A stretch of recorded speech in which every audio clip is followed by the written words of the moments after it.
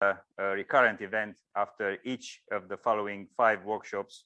We will produce proceedings after the workshop, which will reflect the progress of the project, or also the work of our collaborators, network of collaborators, including the members of the External Advisory Board. The other thing that I wanted to mention, the times in the schedule, I guess everybody realized by now, are sort of British Standard Times. People are spread throughout Europe and the States, so just so that you know that 10 o'clock means 10 o'clock British Standard Time, and so on. And we're waiting for Baylor to arrive. He hasn't arrived yet. Hopefully he will make it on time, but if not, hopefully he's going to be able to connect via the Zoom facilities. Okay, I guess that's all for the moment. Daryl, Etienne, Bertrand, is there anything else that I needed to mention? Oh, I don't think so. It's fine. So I was thinking when you were speaking that about the proceedings that both expert level papers, and also sort of review papers I think would also be useful, so that, especially in the early volumes where people might be, looking in, they would want to see something about the literature, and something about the fundamental properties of GFD. That would be, or data assimilation. All that would be actually a useful thing for increasing the readership. So let's keep talking about this. If you have ideas for the for proceedings volumes, that I would think that some very readable papers which had some really basic fundamental discussions in it would be useful. Right. Yeah. No, I think it's a very good idea. This Springer notes. I'd like to learn more about it. So yeah, welcome also from my end to everyone. I guess we were all pretty optimistic a year ago that we would meet in person. It turned out a little bit different. But anyway, I'm sure it will be a very exciting meeting. And in the first morning session this morning, we'll hear, I guess, a brief summary from the 4 principal investigators of the consortium. And I suppose we start with Bertrand. Do you want to share your slides? Yes, certainly. I will try. I don't know how to share it. Okay.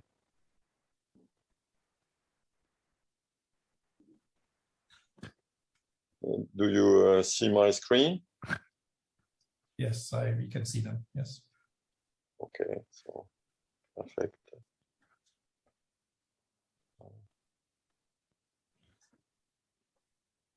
Okay. So thank you, Sebastian. Thank you all. So I will try to give a non-exhaustive and rapid overview of the efforts from the IFREMER team and the close collaborator. And mostly work has been performed to continue a compilation, analysis, and interpretation of multimodal data from the ocean, from numerical, in situ, and satellite observation. And I just recall rapidly that the methodology assumption behind these efforts to support is to think that the observations bear the full probabilistic signature of all complex effects that occur from the bottom to the ERC interface. And we wish to infer spatial temporal statistics and properties from the data, and linking these spatiotemporal properties with consistently derived rigorous theoretical model and or empirical or data analysis and machine learning methods. And one of the main objectives that we wish to emphasize during this project is really to quantify the upscale effect of the unresolved sub-mesoscale processes on the large scale circulation. For that, we are compiling data from all the actual sensors, as well as playing with the fine numerical scheme that will also be developed by the Imperial College team, as well as the INRIA. And all this effort shall serve the objective to better assimilate and make full use of the all the available data that we can play. Because indeed, today, we are really entering a golden age of multimodal ocean observation, satellite as well as in situ, along with very performant operational models, and also high resolution numerical simulations.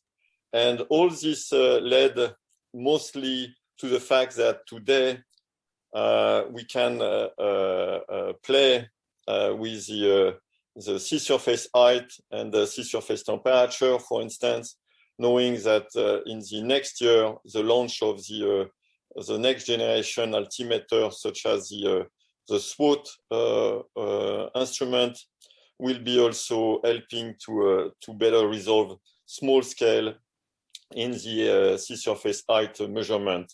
But still today, we compile all the altimeter measurement, and here it's the display of what we can derive from the combined observation for the ocean kinetic energy, as well as to produce daily 10-kilometer sea surface temperature. And from this data, we know that one effort that we are presently doing is the fact that this compilation of data usually missed the capabilities that already instrument at very high resolution, such as the infrared very high resolution instrument, can probe for the sea surface temperature. This is an example of collocated cloud-free passive microwave instrument giving sea surface temperature at a resolution of order 25 kilometers compared to, unfortunately, not cloud-free observation of the infrared Moody's instrument at the order of 1 kilometer. But, and you see very well the fact that we are missing a lot of energy, or at least a distribution of sea surface temperature in this from the cloud-free measurement compared to the not cloud-free measurement. But still, we are able to build, and this is now available, catalogs of millions of collocated observations to help learning the multi-scale interaction and energy distribution at a small and unresolved scale, using analog or deep learning techniques, and jointly analyzing sea surface height and sea surface temperature analysis, as well as comparing all this exactly the same for numerical simulation. And so this will be presented by the young postdoc and research associate that Yikun Zen, Paul Platzer, and Said Walla. So just to continue, we know that we are far to resolve all the processes at the ERC interface, and just to insist again on this ERC interface, we are far to understand the basic parameterization between the coupling between the atmosphere and the ocean. And we see that from the sea surface temperature distribution at very high resolution, it will have an impact on the distribution of stress at the interface, so that the slow ocean is now becoming a spatial noise for the fast atmosphere forcing motion. And this is revisiting the Hasselmann initial climate stochastic model. And we need to better understand all this coupling, knowing again that the net result is already available from sea surface height and sea surface temperature. And here, just to say that at the final scale, we are also accumulating evidence of this ERC temperature difference on the marine atmospheric boundary layer, quasi-organizing the perturbation of wind speed and giving the chance to have also at very fine scale capabilities to learn and to infer this very complex coupling. And just to insist on this, the fact that today, as most parameterized, the interaction between the atmosphere and the ocean is parameterized through the momentum flux. And this is still very, very noisy compared to the mean standard way to couple the ocean to the atmosphere to the ocean. And this is just to give you an example that when you are at 10-meter neutral wind speed, you have a full range of coupling that we wish to better understand, or at least to resolve, to advance high resolution modeling. And it's even worse when we are going at high wind. And so this year we concentrate a lot on the high wind aspect, and especially to concentrate on the vigorous and blast of the atmosphere on the ocean, where and especially for cyclone and extratropical cyclone event, because we know that this very strong event will have a far-field effect on the generation of internal waves as well as surface waves. And this is expressed here in this cartoon, where you will have in the wake of the cyclone very strong effect, such as uplift of the thermocline and vigorous action to control generation of internal waves and as well as surface waves. And we worked also with a student from so Alex Ayet, a former student, and Mumo El from Scripps, on the fact that also we believe most of the models today are only considering the wind to be the major forcing. We know that when the wind is also moving, the fact that this implies that not only the wind speed, but also the storm size, the lifetime of the storm, and the motion of this storm will compress the wave energy to small area, not necessarily at the same place as the wind, meaning that when considering the forcing of the ocean, indeed you have plenty of motion that are absolutely not local compared to the local wind forcing. And this we again collect a major from the last 20 years, all the major tropical cyclone and cyclone events, as well as polar lows. And we will certainly work on this for the next year. And this is just to say that this vigorous blast in the ocean are indeed producing waves. Here it's again only a satellite-driven capability to follow waves that have been generated by these storms, and that we try to follow from following the waves in the observation data set that we are accumulating. And here it's just to display all the wave traveling from a given storm to reach the coast, and taking also all this motion into account is really part of the STUOD efforts.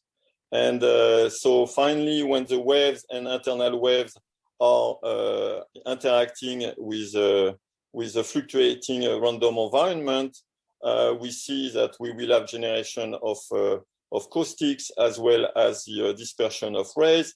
This work is mostly done by Valentin Rosséguier and Fabrice Collard. And we are also accumulating observation as well as development of deterministic and stochastic settings to better understand this interaction between internal surface waves, current interaction. So finally, to close this this first talk, we are also preparing for the experiment to help the SWOT campaign. And this we are preparing, and now we are ready to go at sea in in spring 2023, and in this effort, we will have I hope we will have many STUOD and non-STUOD invited people on ships that will help to better understand the mesoscale and sub-mesoscale observation from this new altimeter. And we have the confirmation that both we will have 2 ships that are available, and we will have 2 7-day legs in the north branch of the Liguro-Provençal Mediterranean current, the North Current, as well as a leg on the Balearic front. So this is to end my talk on the effort that we presently did over the last year. Thank you. Thank you, Bertrand. That's very fascinating stuff on the data you can collect. I mean, I find it always amazing what you can do these days. So I suppose the questions will be deferred to the end of the session, all right? So as last time. So what I would suggest that anyone who has a question on Bertrand's talk, then please post in the chat, and then we can go through them later at the end of the session, which is around well, 11:40 or so British time. Right, so just perfectly in time and on time. Etienne, can you give your presentation, please? Yes, I'm going to share my what is, oh, sorry.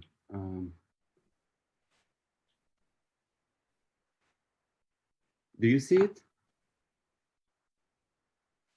Yes, we can see it.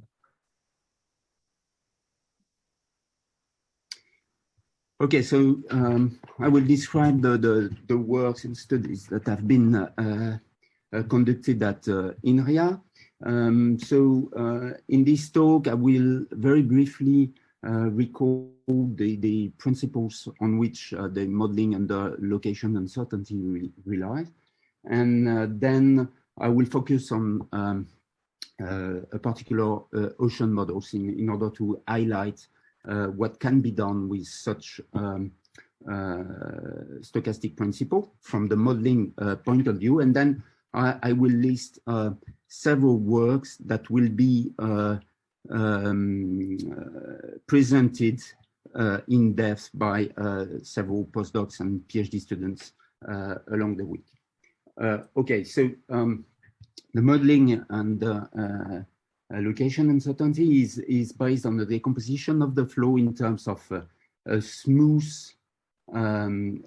component and a highly oscillating component modeled by a Wiener process. So the random component is conveniently described through a spectral representation and with a basis function that you can get, for example, from high resolution data or from the current simulation. So there are eigenfunction of the covariance operator, and an object of interest, a feature of interest is the diagonal of this covariance operator, which is the variance tensor, and that will appear in the in the model. So to build Navier-Stokes fluid evolution model for in the stochastic case, we need a tool which is the sorry. I think your slides are not moving. Yeah, I mean, we're not on the right. Still see the slide number 1. I mean the front page, so to speak. So it's yeah. Okay, let me see what is happening.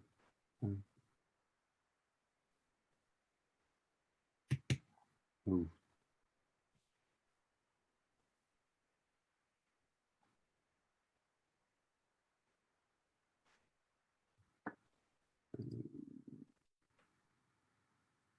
Okay, let me try again.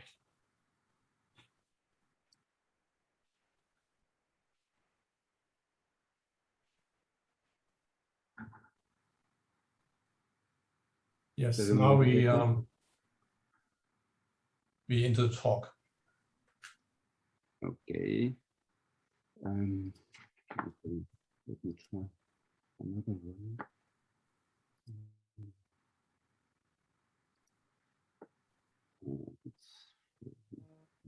So,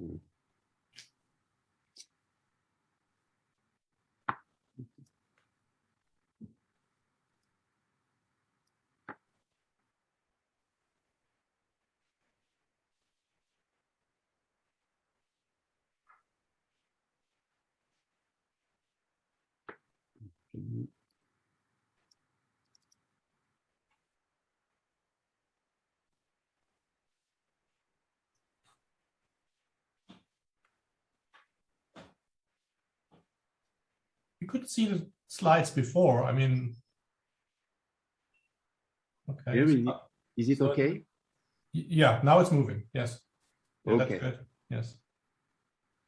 So I restart from here. So from the representation of the noise, then to derive models, fluid evolution models in the stochastic setting, we need to have a representation of the stochastic Reynolds transport theorem, which is the differentiation of a scalar quantity transported by a volume. So this, in the stochastic setting, we have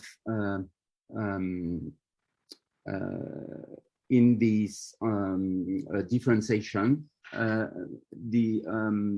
stochastic transport operator that appears, and this stochastic transport operator is like the material derivative in the deterministic case, and it introduces three different terms from the when compared to the deterministic setting. So you have one diffusion term, which is depending on the variance of the noise, and it figures the mixing of the scalar theta by the noise. You have a backscattering term, which is the advection of the scalar theta by the noise, and you have also a modified advection by a term we call the Ito-Stokes drift, because it can be related to the classical Stokes drift associated to the wave. So his expression depends on the divergence of the variance. So if you have an homogeneous field with a constant variance, there is no influence of such term. But if you have an heterogeneous noise, then you may have an influence of this term. And we show, for example, for a barotropic QG model initialized with a single Rossby wave, that in case of an homogeneous noise, you have still the preservation of the Rossby waves, though it's noisy. But in the heterogeneous case, we have recirculation area that are driven by the inhomogeneity of the noise. Okay, so now that we have these two, so for a scalar quantity, so you have the transport of the scalar, which expressed very simply with this stochastic transport operator. You can show that easily that the energy of the tracer is conserved, and so with this operator, it's now very easy to derive all the kind of model you want, starting from the Navier-Stokes equation, and then using the usual assumption to construct approximated models. So for instance, you may have with some scaling of the noise, of course the noise brings an additional degree of freedom, and it it has to be properly scaled. So with some scaling, you may end up with a representation of the classical primitive equation. So on the first line, you have the momentum equation for the horizontal component. On the second line, you have the vertical acceleration component, which has been neglected. And then there is only left the hydrostatic balance with an additional term in the stochastic case. And you have a third equation, which is the transport of the buoyancy incompressibility condition close the system. So this model has been obtained for particular scaling of the noise. So for low to moderate noise, you have this kind of model, and then with an additional scaling, you may have a balance between the Coriolis noise term and the martingale part of the pressure. So meaning that if because of this constraint on the martingale part, you end up with a very simple model with barotropic noise. So that's one of the possibility. And on the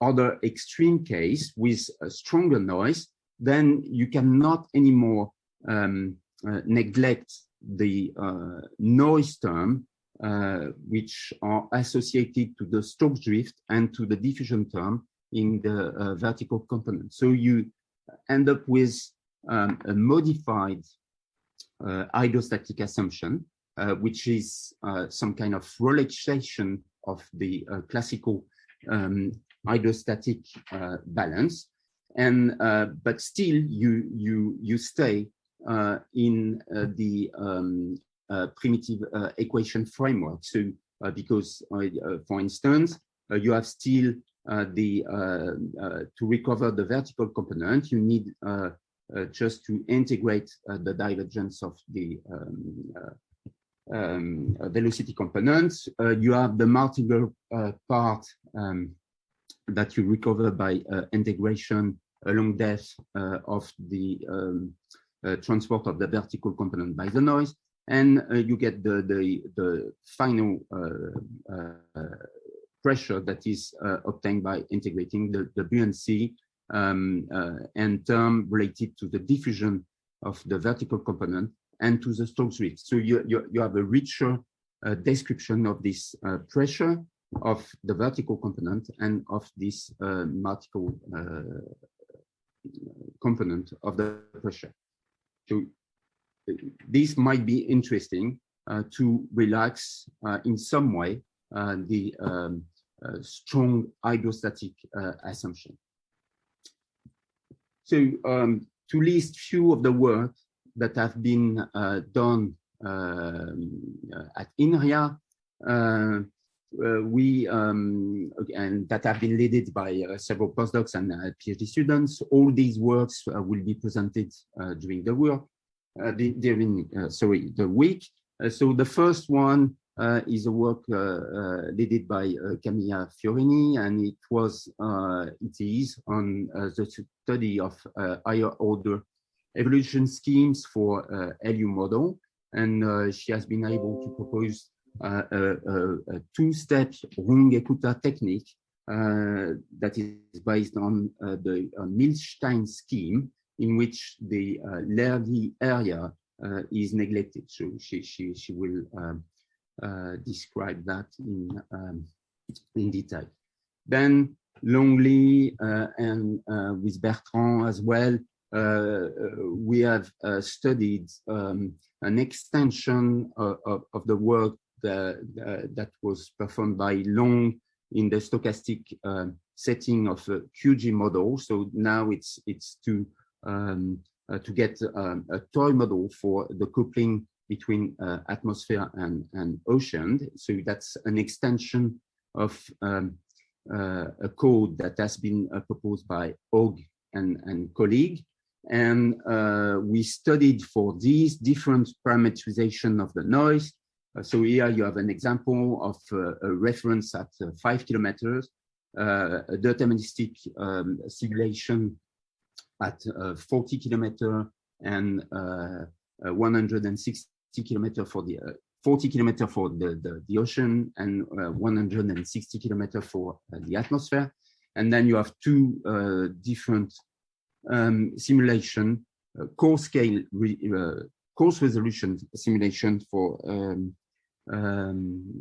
two different noise. One is a simple barotropic QG noise, as I explained earlier, and the other one is a more complex azeotropic one, which leads to stronger coupling between the atmosphere and the ocean. But as you can see, whereas the simple noise allows to reproduce the jet we have in the reference simulation, a stronger coupling between ocean and atmosphere. This noise, at least, seems to be closer to the diffusive deterministic classical representation. So we have to understand why this noise is leading to destroy the jet in that case. With Evgeny Dinvey, we study stochastic, the representation of stochastic surface waves. So we introduce, in fact, uncertainty in the classical surface wave theory, still by sticking to the classical theory of potential flow and then reduce the flow on the surface. But then here we have a noise that carries the vorticity, the eventual vorticity of the flow, and so, but we proceeded exactly in the same way as in the deterministic case. So for small noise, we have been able to exhibit an Hamiltonian formulation, which extends the classical theory of Sakharov, and we elaborated different long wave models. So everything will be described fully by Evgeny. Etienne, I see that you got 6 more slides. I mean, time is essentially up. I mean, okay, so I'm going very fast. So one work will be presented this afternoon by Benjamin. It is a PhD student co-supervised with Dan, and it aims at studying efficient stochastic filter for LU or SALT models. We studied also the implementation of hydrostatic Boussinesq representation through the NEMO code, and this work is a joint work with Noëlla Langley, and it's mainly the PhD subject of Francesco Ciuccarone, and it will be presented, I guess, Wednesday. With Arnaud, we have worked on the theoretical study of LU. So we have been, this is within the PhD thesis of Béranger Hugues. So we have been able to prove the existence of martingale solution in 2D, 3D. So this is based on classical arguments. You have uniqueness for the 2D case, of strong solution for the 2D case, and for vanishing noise limit, then you have a convergence of subsequence to a weak solution of the deterministic Navier-Stokes equation in 3D and to the unique strong solution in 2D. So this warrants the use of LU as a large AD simulation technique. And to go deeper in that direction, we are currently studying the existence and uniqueness of an invariant measure for LU and the convergence of subsequence to a statistical stationary solution of the Navier-Stokes equation for vanishing noise. I will present also, this is also part, a second study is also part of the PhD of Béranger Hugues, and we have proposed a funny framework to learn dynamics and to propose new data assimilation schemes. So this is based on an embedding of the dynamical system into a family, into a manifold of reproducing kernel Hilbert space. So we call it Wonderland because it leads to striking property of the Perron-Frobenius and Koopman operator associated in this manifold. So in this manifold, the Koopman operator, for instance, and as well as adjoint, is unitary and uniformly continuous. It can be expressed safely as an exponential series, and it leads to exact ensemble expression of the tangent linear dynamics and to finite time Lyapunov of exponents, which are directly available from the ensemble.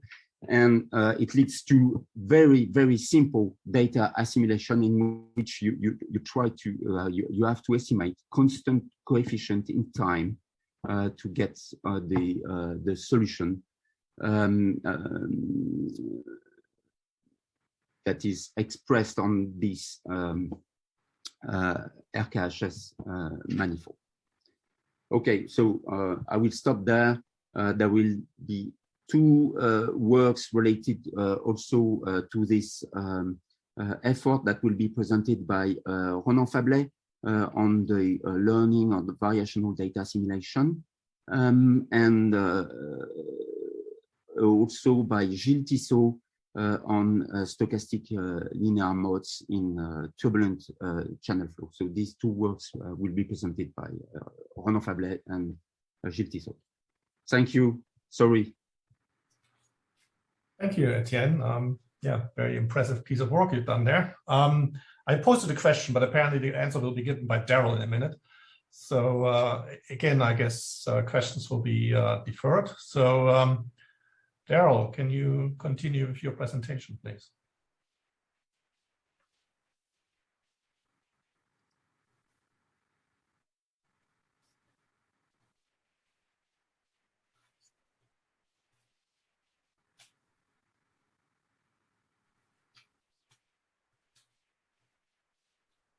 Daryl? See the screen?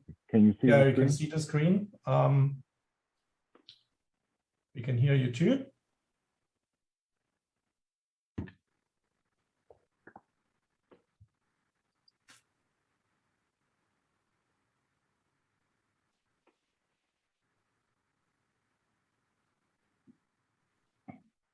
Okay, so this talk previews some results in the work package 2 themes about stochastic modeling, parameterization, data assimilation. So it presents approaches, which this is, I think, Sebastian's question about what are the differences in the various stochastic models, which are the location uncertainty, which Etienne just talked about, the stochastic advection by Lie transport, the SALT, and also stochastic forcing by Lie transport, which is a new thing I'll talk about. It sketches the methodology for data calibration and analysis for these model simulations, and it sets the stage for the individual workshop talks on the themes of this work package. These are the TQG, the thermal quasi-geostrophy, the SALT and fleet. This is pronounced fleet.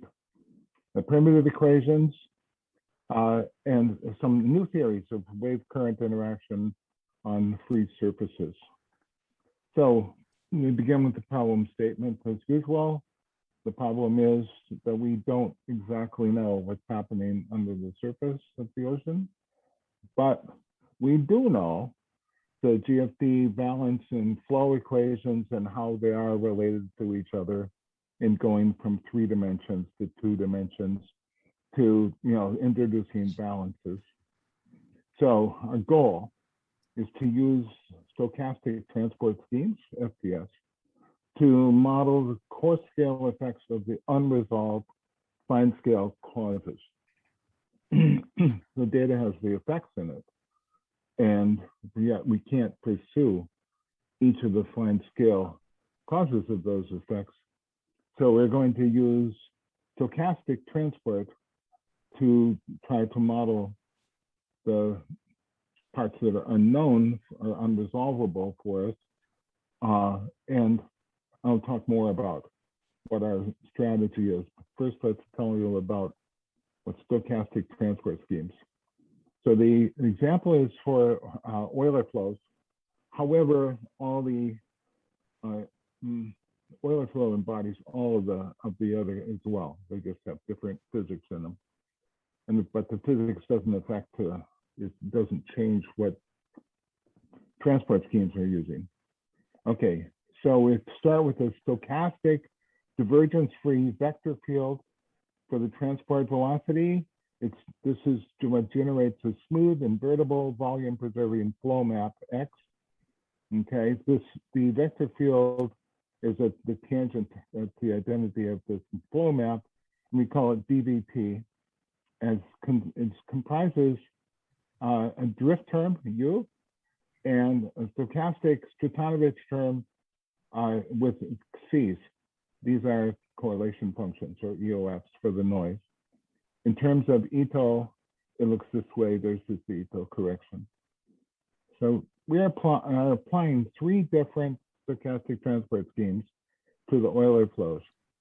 The first one is the LU, which puts the noise into the nonlinearity this way. P is the projection on divergence-free vector fields. Actually, divergence-free one forms in this case. SALT has a different nonlinearity in it. Instead of the dot product, there's a curl and a cross product. And then the SALT and LU conserve energy. SALT conserves circulation, and SPLEET is another version which conserves energy and which is related to SALT by switching these 2 vector fields. Okay, so it's LU, SALT, and SPLEET.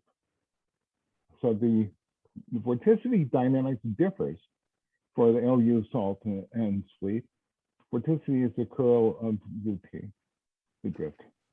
And the curl of the transport operator has this vorticity drift in it, and it also has the curl of the noise in it. And LU transports the vorticity, but it also forces the vorticity. SALT only transports the vorticity. Okay, this is the transport of a vector field.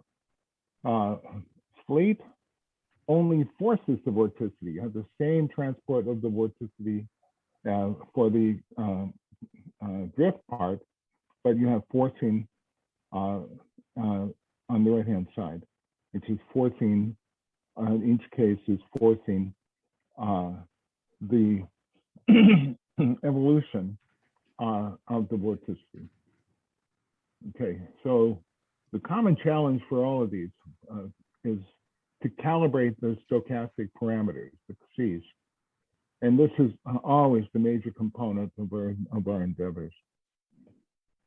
So our calibration methodology, right? Remember, our goal is to use the stochastic transport schemes to model the coarse scale effects of the unresolved fine scale causes. To meet this goal, we first calibrate the transport noise by obtaining coarse scale correlations, or EOFs, of the fine scale data So we have to take in data or develop our own simulated data at fine scales. Then we add, and once we have the coarse scale correlations, we can run ensemble computations of LU and SELF and fleet and characterize them. And finally, we add back a few of the fine scale observations and apply particle filtering to reduce the uncertainty of the coarse scale ensemble average description. This is our methodology. So in terms of thinking of it in terms visually, you can think of a fine scale truth, which could be fine scale simulation of the Euler equations. This is the truth will be then coarse grained onto the coarse scale, and the evolution on the coarse scale will be given, say, by the salt arrangement. This is the equivalent to the salt. If this one is not there, then that's OU. And this is our stochastic advection velocity. And we obtain the C's in this case by looking at the differences of the fine and the coarse scale simulations. And that allows us to estimate the uncertainty in the ensemble simulations at coarse scale. And then just adding a few data points from the fine scale at a coarse, very coarse regime, we use the particle filtering of the data to reduce the uncertainty. And this methodology takes advantage of several things that our team has developed in just the past few years, and it's each part of the team is playing its own position. Okay, so let me tell you something about the talks in this work package 2 theme to give you a preview. First of all, the thermal quasi-geostrophic in TQG is a strong theme.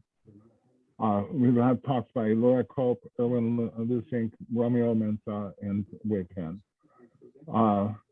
So TQG balances the Coriolis force with the sum of the gradients of the elevation, the hydrostatic pressure gradients, and the buoyancy gradients. Okay, and it applies for up to order Rossby, so Rossby is small.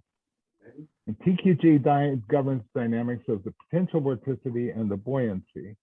Q is transported, and this is our combination of elevation and bathymetry. Using this relationship here for how psi is related to the elevation and the buoyancy, reduces TQG to this expression. Okay, so now you have equations just for Q, and psi is related to Q by the Helmholtz operator. Here it is. And for B, this is transport. This is where the noise goes. Okay, actually the noise goes right into psi. So for TQG, the noise goes here and also in there. Now, TQG is unstable. This is a real challenge. It's very unstable at high wave numbers. It has the onset at high wave numbers. Here's what the vorticity looks like, my PV, and here's what the buoyancy looks like. And this is just running from some simple initial condition. And as time goes on, the high wave numbers get excited. This is what we're thinking about from comparing with the data. We've got fine resolution sea surface height. Remember, for TQG, the sea surface height or the elevation is related to psi and the buoyancy. And if we coarse grain this data, and then we take we launch a few satellites, as Wei-Pan says, we launch a few satellites. These are operated and descending and ascending satellites. But the data now is along these lines. These are beneath the pattern on the footprint of the satellites, and they don't overlap. Okay, so there is this, they're phased in time, and that's what corresponds to real satellite data, and it's, well, Dan says, data is data. We can do the data assimilation. If we want to apply SLEEP, we're applying it to the 3D primitive equations. Stuart Patchen will describe this part. Primitive equations describe 3D dynamics of stratified, hydrostatic, balanced flow in a rotating frame, incompressible flow. Now, the trick about primitive equations is that the horizontal velocity is evolving dynamically, but the vertical velocity is determined from the hydrostatic condition and the 3D incompressibility condition. And this really complicates how you do the coarse graining. This is a sketch, and I think Stuart will talk about these kinds of things. Going from 2D to 3D is non-trivial for primitive equations. Oliver Street will talk about the wave current interaction on free surfaces. We have two new theories about this. The point is the classic theory of wave current interaction, the 300-year-old theory, is not closed because the horizontal pressure gradient on the free surface is unknown, and an evolutionary equation for the vertical velocity is missing. So we have derived a closed theory by using the classic equations as constraints imposed in a variational principle, and then gaining the equations for the Lagrange multipliers that ends up closing the system. We're also looking at wave current interaction in the free surface in terms of nonlinear wave interactions.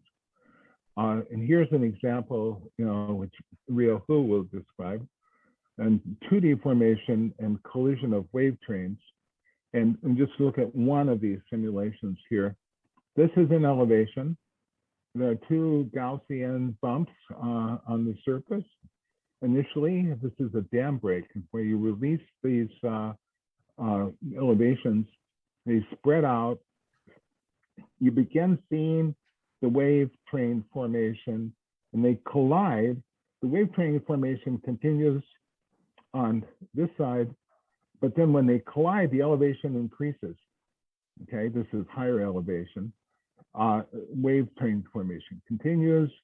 The interaction becomes more complicated. You have these bumps or spikes or hot spots here, and they expand. There is flow along the crest of the wave train, which makes it not geometric optics at all. And well, you'll hear all about this. So what's next?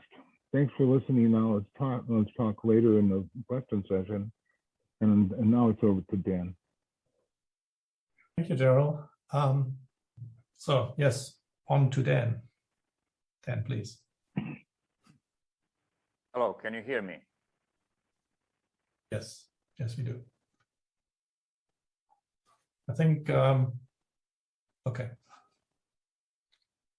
Right, so I, just as Bertrand and Etienne and Daryl, what I will do, I'll just sort of tell you a little bit about recent developments in STUOD, and I will concentrate on work done within Work Package 2 and Work Package 4. In Work Package 2, you've already seen a lot of work done in terms of modeling and sort of analysis and numerical implementations of modeling. I will concentrate on the theoretical analysis of these models.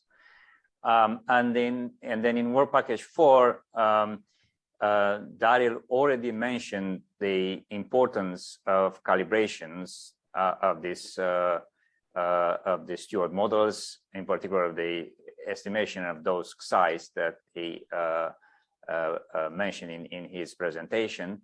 I will just say a little bit about that and how proper calibration allows us to quantify the uncertainty in the models. And then I'll try to spend a little bit of time to tell you a bit about how we plan to solve data assimilation problems by using particle filters and ensemble filters. And then I will stop. Okay, so let me see if I can go to the next page. I cannot go to the next. Oh, there you are. Let me try again.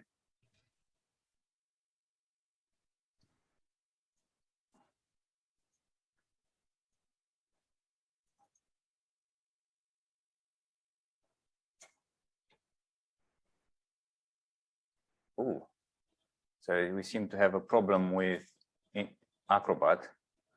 Let me see if I can use something else. Right, maybe this is going to work.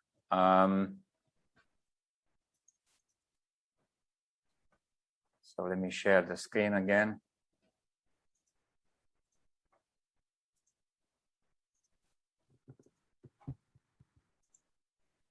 Right. So can you see this? Well, it's sort of okay. I mean, it's it shows the whole, well, all the tools, etc.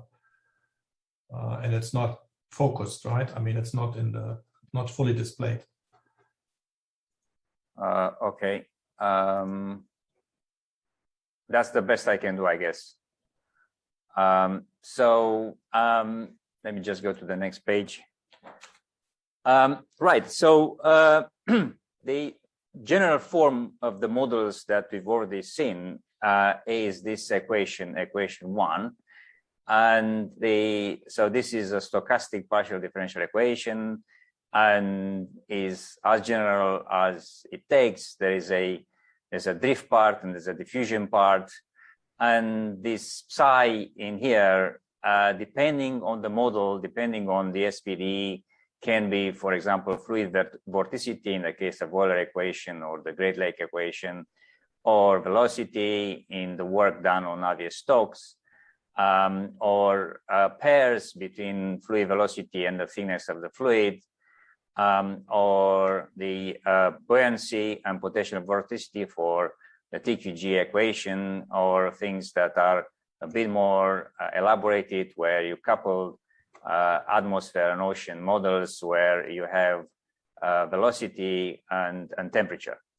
And so, you know, for each of these we have examples, and you've already seen some of these examples presented in the work of Etienne and Daryl. And we mostly concentrate on stochastic PDs, which are driven by cylindrical wide noise. But I will point out that there are other types of noises possible. For example, semi-martingale noises, and there's some work with Oliver Street on that, or rough pub noises, and there's some work with Daryl and James and Thorsten on that. But you know, you will not see any presentations on this throughout this workshop. Okay, so the theoretical results that we developed to date, we work on SPDs defined on Hilbert spaces, and typically here we work with Sobolev spaces, and we look for solutions which have some continuities properties, and in the case of the models that are viscous, there's some additional smoothness coming from the addition of the viscosity terms. The two operators that appear in the previous equations are nonlinear operators. In particular, the drift operator is nonlinear, and they are also not Lipschitz. So, you know, the work to show the well-posedness of this equation is quite involved, and it requires, in many situations, development of new methodologies compared to the ones that are classically known. There are several STUOD variants for these equations. You know, you can have either viscous or inviscid versions, or you can have incompressible or compressible versions. And the kind of results that we have been looking into are to show that there is a unique maximal solution. That means a solution that is well defined in the right Hilbert space up to some maximal stopping time. And this is really very good because this gives us the theoretical justification for using these models in tandem with observations that are coming from the work package 1. Then another type of results that we've been looking at is to show that the solution depends continuously on the initial conditions, and this is a theoretical, part of the theoretical basis to prove that the numerical schemes developed in work package 3 and the data assimilation methodology developed in work package 4 will be rigorously justified. We also looked at the blow-up criteria.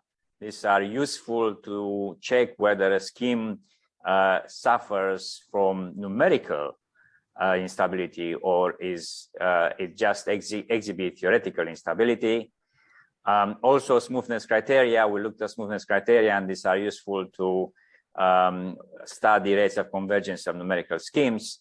And finally, we looked at some characterizations of these models as limits of modified versions. And for details of these existing results, Daniel, Juana, and Romeo will be talking about some of the models and cover results that I've enumerated above. Okay, so now going to the next stage, of course, we at the moment up until now we were in emergency mode because we wanted to make sure that there is a sufficiently large class of models that can be used, and we can start doing the numerical implementation and the data simulations for this model, and then merge them with data set provided by work package 1. But this will not be just the only models that will come out of the STUOD model. Perhaps some of you have seen this. Essentially, we're looking at a cycle of sequential research where we start with some model, we implement them, we do data simulations with them, we check and use data sets coming from work package 1, and then of course these models will be improved. New models will come in that will perhaps better explain the real data, and then we go circular in this, getting better and better models that are justified by physics, rigorously well posed, and also in line with data sets. Separated from this, of course, we will, now that this part is complete, we will look at other types of theoretical results. For example, look at, see how if noise can regularize the STUOD models, look at invariant measures, global and local attractors for these models. This work has already started through the work of Etienne and Arnold. Then this interpretation of STUOD models via this diffusion limits of multiscale dynamics. And as a separate line of research, and again, this work has already started, we're looking at the analysis of water waves and wave current interaction in stochastic oceanic models. And for this, you'll see talks of Evgeny Dimvey and Oliver Street. Okay, so that's the bit on theoretical analysis of the STUOD models. Now, let me just tell you a little bit about work package 4, which is on data assimilation and forecasting. And this, our project has 5 tasks, and we have been working on the first 4 tasks. The last one we have not started yet, but we will hope to start soon. These are hierarchical particle filters with nested models. This hopefully will start in the coming year or so.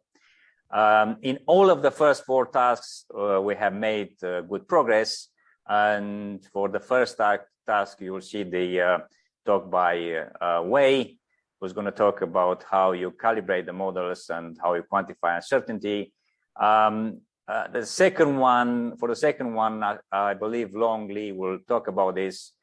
This is part of his PhD thesis. There won't be any talk about the third one, but there will be one on ensemble Kalman filters in the talk by Benjamin Dufay. This is the one work package where we all participate and all the PIs are involved in this, and we have a cross-institution collaboration. It's really fundamental to the success of the project. And we approach this. There's a misprint here. We approach data assimilation from the viewpoint of a stochastic filtering. So we plan to have principled data assimilation where the model itself is called the signal process and denoted by X. The data is modeled by another stochastic process Y, and we aim to approximate the conditional distribution of the signal at time t, given the data accumulated from time 0 up to time t. So this is a rigorous introduction and definition of what we aim to do, estimate this conditional distribution denoted by pi t. And this conditional distribution has a very neat recursive formula where at time you start at time t-1, you use your model to advance your probability measure, and then you use your newly acquired data to go to estimate pi t. So particle filters produce an estimation, an approximation of pi t by trying to follow as faithfully as possible this recursive formula. And the approximation obtained by a particle filter is in terms of a system of particles that have some trajectories xti, and then the approximation itself will be a linear combinations of the Dirac measure at the position of particles. I'm putting here some weights, equal weights for the particles, but most often they are not. The weights will not be equal, and this approximation will be asymptotically consistent. When n goes to infinity, it will converge to pi t. Okay, so we plan to develop a toolkit for data assimilation. The recipes, the methodologies that we've already developed are, I'm writing here, tempering, model reduction, jittering, and nudging. Additional tools, additional methodology will include sequential data assimilation, localization, hybrid models, and informed priors. So we, in the first instance, we look for developing these generic tools, and then look at specific models and see which one of these tools will be the most effective, or which combination of these tools will be the most effective. Currently, the picture, this pictorial diagram will show you that in terms of the first step, we're using nudging, and then for the second step, we're going to use adaptive tempering and jittering. But everything sits on model reduction, where the initial model is transported onto a coarser grid, and this is done by the addition of stochasticity. And as already described to you by Etienne and Daryl, this is the cornerstone of the STUOD project, and essentially the key to our success will be this model reduction, which is going to be, and it is proving quite effective in implementing and producing data assimilation methodology. I'm not going to go through these various steps, but I've just written a one line for each of these steps to kind of give you a flavor of the toolkits, of the toolkit developed so far. What I want to just conclude is to say a few words of where we stand at the moment and what we plan to do. first of all, we approach data assimilation through the framework of stochastic filtering, and this provides a sound base for developing methodologies, data assimilation methodologies. And as a main thrust of development for work package 4, we will use particle filters that will be specifically designed to cope with high-dimensional fluid dynamics models. So far, we have been combining model reduction, tempering, jittering, and nudging, and the models that we looked at have degrees of freedom of the order 10 to the power 6, and each of these are observed, so we get data by observing only a fraction of these degrees of freedom, as it is the case in practice for real models and real data sets. The model reduction, as I already mentioned, is really fundamental to the application of data assimilation methodologies, and we use the various STUOD models, all being based on the theory introduced by Daryl Holman at Etienne. And this introduction of stochasticity allows us in the long run to apply data assimilation methodologies, but in the short run, we can quantify the model uncertainty, and you will see talks by Wei Pan and Long Li discussing this. And the one thing perhaps I should mention, which perhaps some of the practitioners find it a bit difficult, is that the introduction of stochasticity is done not to improve the approximation of the actual trajectory of the flow, but to capture the statistical property of the subgrid dynamics. So this is really quite important and somehow perhaps sometimes misunderstood, that we don't plan to get better approximations of trajectories, but to describe the distributions of the subgrid flow dynamics. And the quantification, the computation and the estimations of those size that Daryl mentioned is really crucial to get high performance in these data assimilation methodologies, and also to produce reliable forecasts. The methodologies that we've implemented so far, the 4 methodologies that we implemented so far, will be enhanced, and the next step will be to use localization, space-time data assimilation, and other methodologies that we plan to work on. Okay, so I'm going to stop here. I hope I didn't take too much of the time. We're already quite late, so I'll stop here. Thank you, Dan. Yeah, we've fallen behind a little bit, but I don't think it's too bad. So thank you all for giving us an overview of what you've done in the last year. So I think we probably deserve a 5-minute break to stretch our legs. And so we will start with Alberto's talk at 12:20, let's say. Is that agreeable to everyone? And then, yeah, we just proceed. Okay, so 5 minutes of stretching legs, walking around, and back in 5 minutes.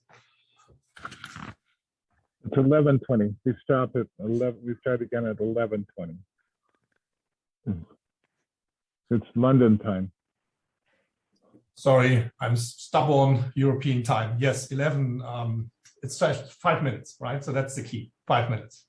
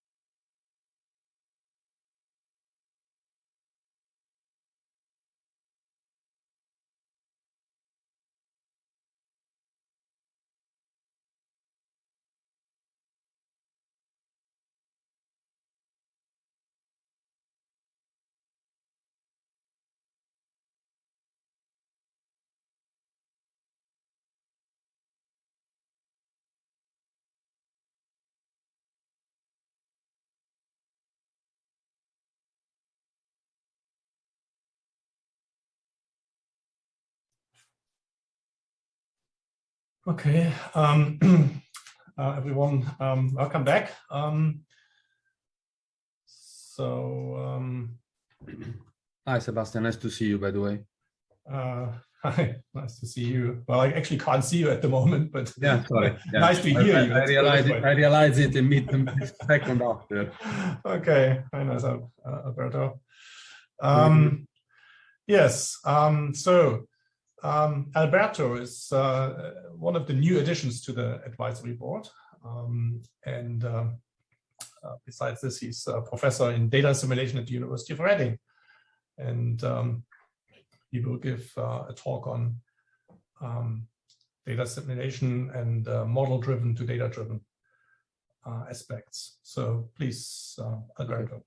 Thanks, Sebastian, and thanks everyone. And I would like to thank the PI of STUOD for this invitation and for inviting me to join the board. And seeing a bit of the tone of the talk this morning, I would like to apologize if my talk will be definitely less mathematical. I will try rather to put a bit of a series of work that I've been doing with many collaborators over the last 10 years or so, and putting them on the same sort of storyline. And the storyline is what is written a bit in the second title, from model-driven to data-driven.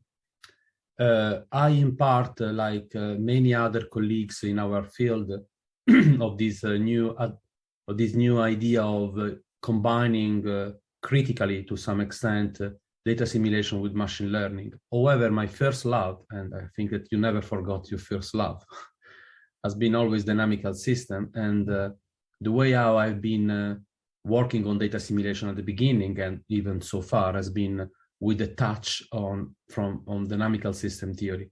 So to some extent, I see this like two different sort of paradigm.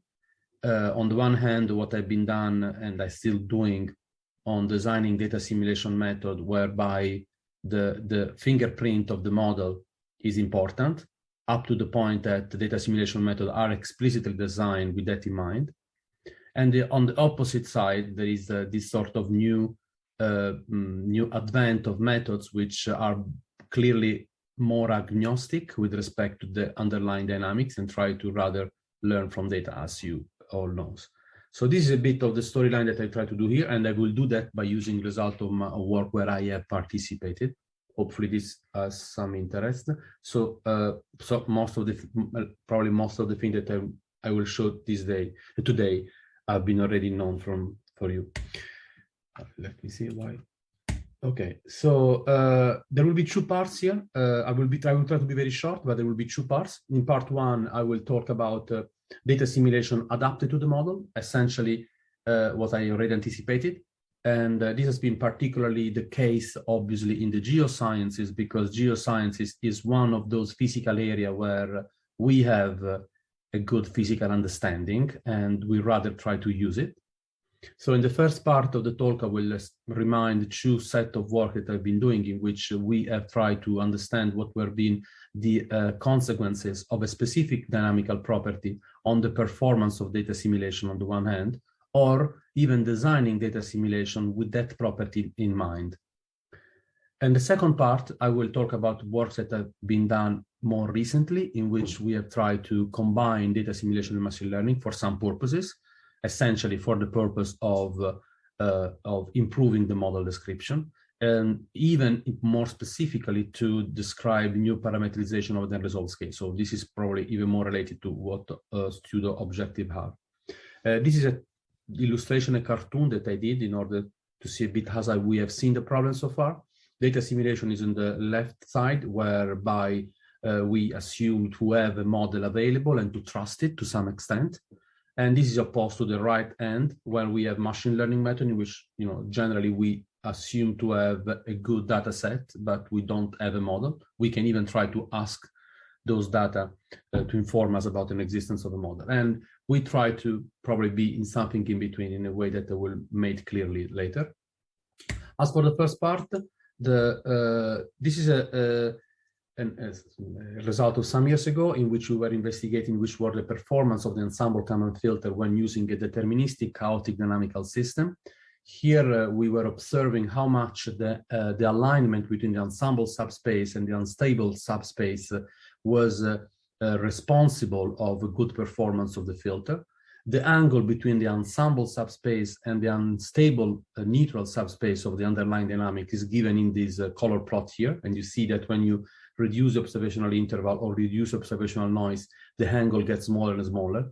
And as a consequence of that, you see in the right-hand side figure whereby you have the angle and the root mean square error that have the same pattern as a function of the ensemble size. And in particular, you have a drop of the ensemble error of the root mean square error when you have enough ensemble to cover completely the unstable neutral subspace of the deterministic system. So this is an indication that you can connect the two, and in particular, in this specific setting, you don't need more members than those that are enough to describe completely the unstable neutral subspace of the system.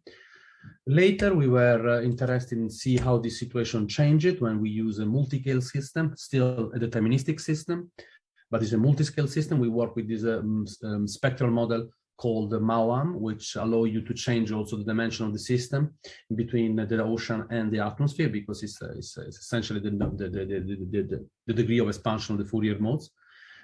We work on 6 different configurations, which are given in the legend in the plot in the middle, where it is shown the spectrum of Lyapunov exponent. And the interesting thing that we found here is that when we increases the type of coupling between the atmosphere and the ocean, we have the appearance of this sort of quasi-degeneracy. It is a quasi-degeneracy because this system should, in principle, have only one neutral mode. However, you see the appearance here of a set of Lyapunov exponents which are very, very, very close to zero. And so in order to give a look to what were the relation between those exponents and the dynamics, we look at the covariant Lyapunov vector, and in particular how the covariant Lyapunov vector projects on the space of the system, ocean and atmosphere. This is done in this rightmost panel there, in which you see that, so you read the state index and in the bottom axis from 0 to 36. This is a configuration with 36 mode. And you read the covariant Lyapunov vector in the row. So you see here that this area, when you have the shaded, goes almost homogeneously from the left to the right. Those are exactly coincident with the covariant Lyapunov vector associated to these quasi-zero modes. And interestingly, those are the modes whereby the amplitude between the atmosphere and the ocean is almost the same. So it seems then that these covariant Lyapunov mode, very, very close to the tangent of the flow, are those which represent joint activity between the atmosphere and the ocean. So in principle, I will say that if you want to do data simulation, you should try to use them in order to propagate the information consistently across model compartment. This is observing this work here, in which we have done the same sort of analysis I shown before, but this is again for the multi-scale system. This is done here for the multi-scale system. This is the angle between the ensemble subspace and the unstable neutral subspace. The difference between the two is because in the right-hand side, rather than including strictly a number of modes up to the neutral one, here we include all of the modes which are very close to zero, but in fact they are not zero. They can be very, very weakly stable, asymptotically speaking. But this means that they can oscillate very much on the instantaneously. And to recover the same sort of similarity between the drop of the error and the alignment with the ensemble subspace, you need to include all of these near neutral modes. Otherwise, you will have the curve given in blue here. So the moral here is a bit of what I already anticipated, is that in coupled data simulation, it seems that all these quasi-neutral modes that seems to be related to decoupling must be taken into account. We have also then seen how this picture have changed when we introduce, when we deal with stochastic model. Here we are dealing with a very simple formulation with this is classical addition of Gaussian modes. So here, of course, physically speaking, you can already understand that there is this trade-off between the injection of noise, which is rank agnostic in the sense that it injects noise in all directions, and the speed at which the stable modes can dampen this down. And so the trade-off between these two in linear system has been studied in previous work by Colin Grusin in 2018. And the key message there is that, so there is a bound of the error in stable direction, weakly stable direction, that will be otherwise influential in the purely deterministic case. And the amplitude of this bound is very much related to the frequency at which the local asymptotically stable modes become locally unstable. And this is given in this, is an indication given in this plot here, where you will strictly have only 4 unstable neutral modes. And here you observe what is the oscillation of the 5th and the 6th. And you see you can read the amplitude on the y-axis here on the top panels. And while on the bottom, you see how often they can exceed the barrier of 0 and therefore contributing to the error. We were also interested to see, so again, here the morale here is that if you wanted to design a filter which worked properly in this case, you should include additional modes. And the number of those additional modes should be estimated on the basis of the instantaneous frequency of exceedance of 0.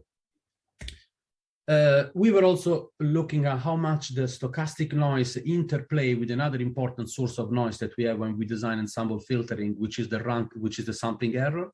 And I will not give too much detail here, but we observe this effect that we call the upwelling effect. The upwelling effect is what is described by these red terms here. This is nothing else that the composition of the error recursion in the discrete filters under what we call the filter and unfiltered space, and of course all of the cross term there. So this is an effect which exists independently of the noise, and is a consequence of the fact that there is a part of the error that is not seen by our filter.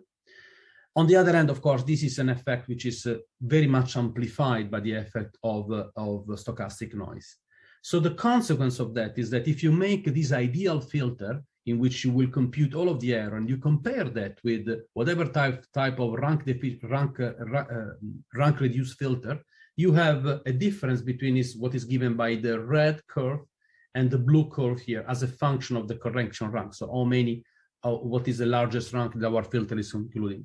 And the difference between the red and the blue curve is a sort of indication, a quantification of what is the error that we may eventually cure or compensate or mitigate by the use of multiplicative inflation. Multiplicative inflation, which is a very famous fix for ensemble method. We have then observed what was the case in particle filter, and this is a very relatively recent result. Here we ran a classical bootstrap filter. The two plots here are the root mean square error as a function of the observational number of the observation. You have also the ensemble Kalman filter, but forget about that line now because this is not about comparing NKF and PF. The difference between the left and the right stands on the fact that in the right case, we are projecting the observation operator along a certain number of a certain number of Lyapunov vector, as many as the number of observations that we are using here. So when you compare the right and the left for the same number of sample size, which is given by the digit that you see along the lines here, you clearly observe that observing in the direction, so projecting the observation operator in the direction of the instability is indeed effective in the sense that you get a smaller error when the same number of ensemble particle is used. So the consequence of that is that the conclusion of that is that targeting observation to the direction of dynamical growth of the uncertainty is very efficacious.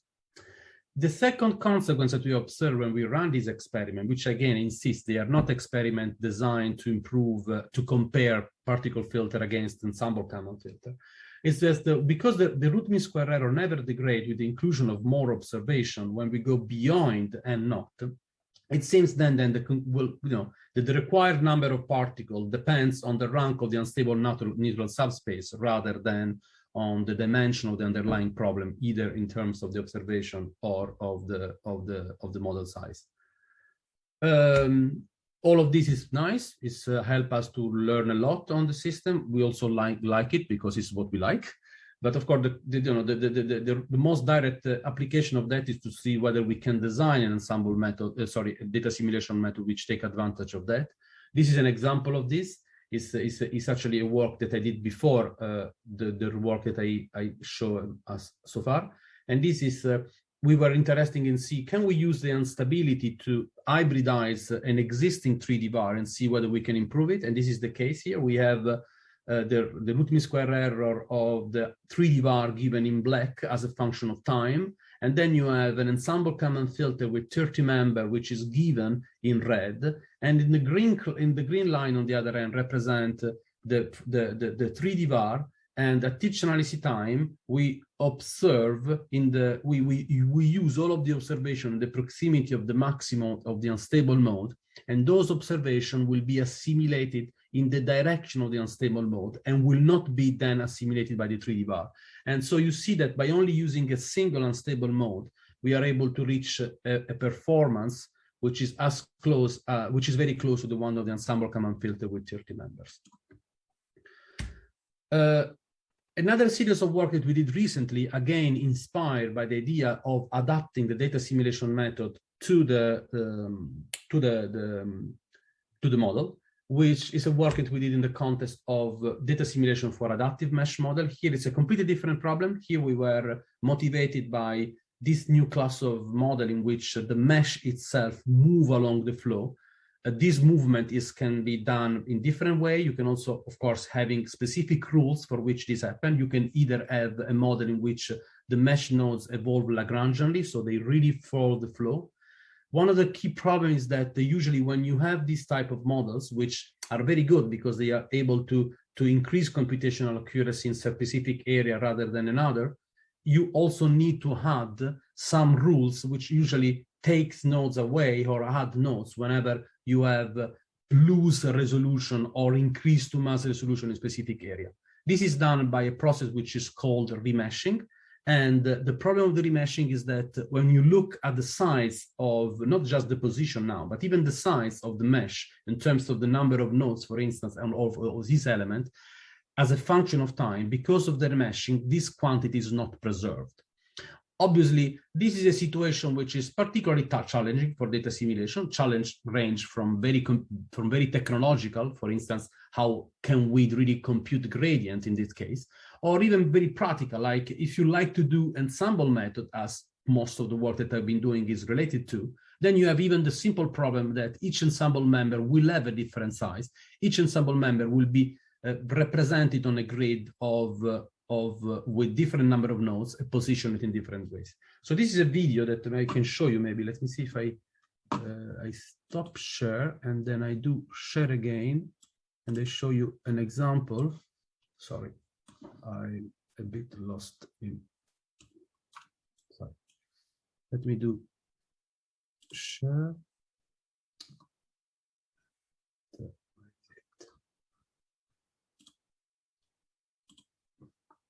Do you see it? Yeah, I presume. Do you see? Okay, so this is a video of one of these model that use this type of feature. This is a scie model, which is computationally solved on a triangular grid which evolve in time. This is an example which show you, and sorry, the color is the thickness, the sci's thickness. What I wanted to stress here is that, you have, this triangle that change, they move in time, they get elongated, and then sometimes they can disappear and reappear, and as a process of remeshing. So this is the type of context we were trying to address. Okay, so now let me stop sharing again. Let me resharing with where is this here? Thanks for your patience, by the way. Where is okay.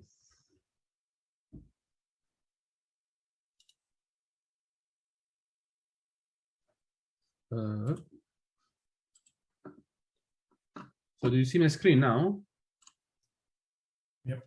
Okay. So this is a video of a Okay, so to do that, we introduced this projected ensemble common filter, where again we wanted to try to find a common reference mesh. Sure. Is that the slide you want to show? Yeah, it's not a slideshow. Okay, let me. No, it shows invited lecture seminars. Okay, so let me share it again. I'm sorry. This is the risk always that we have in this. It should be okay now.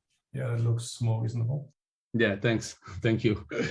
So here again, because we wanted to connect the reference mesh to the property of the model, we define two types of meshes. One we call the high resolution, the other low resolution mesh.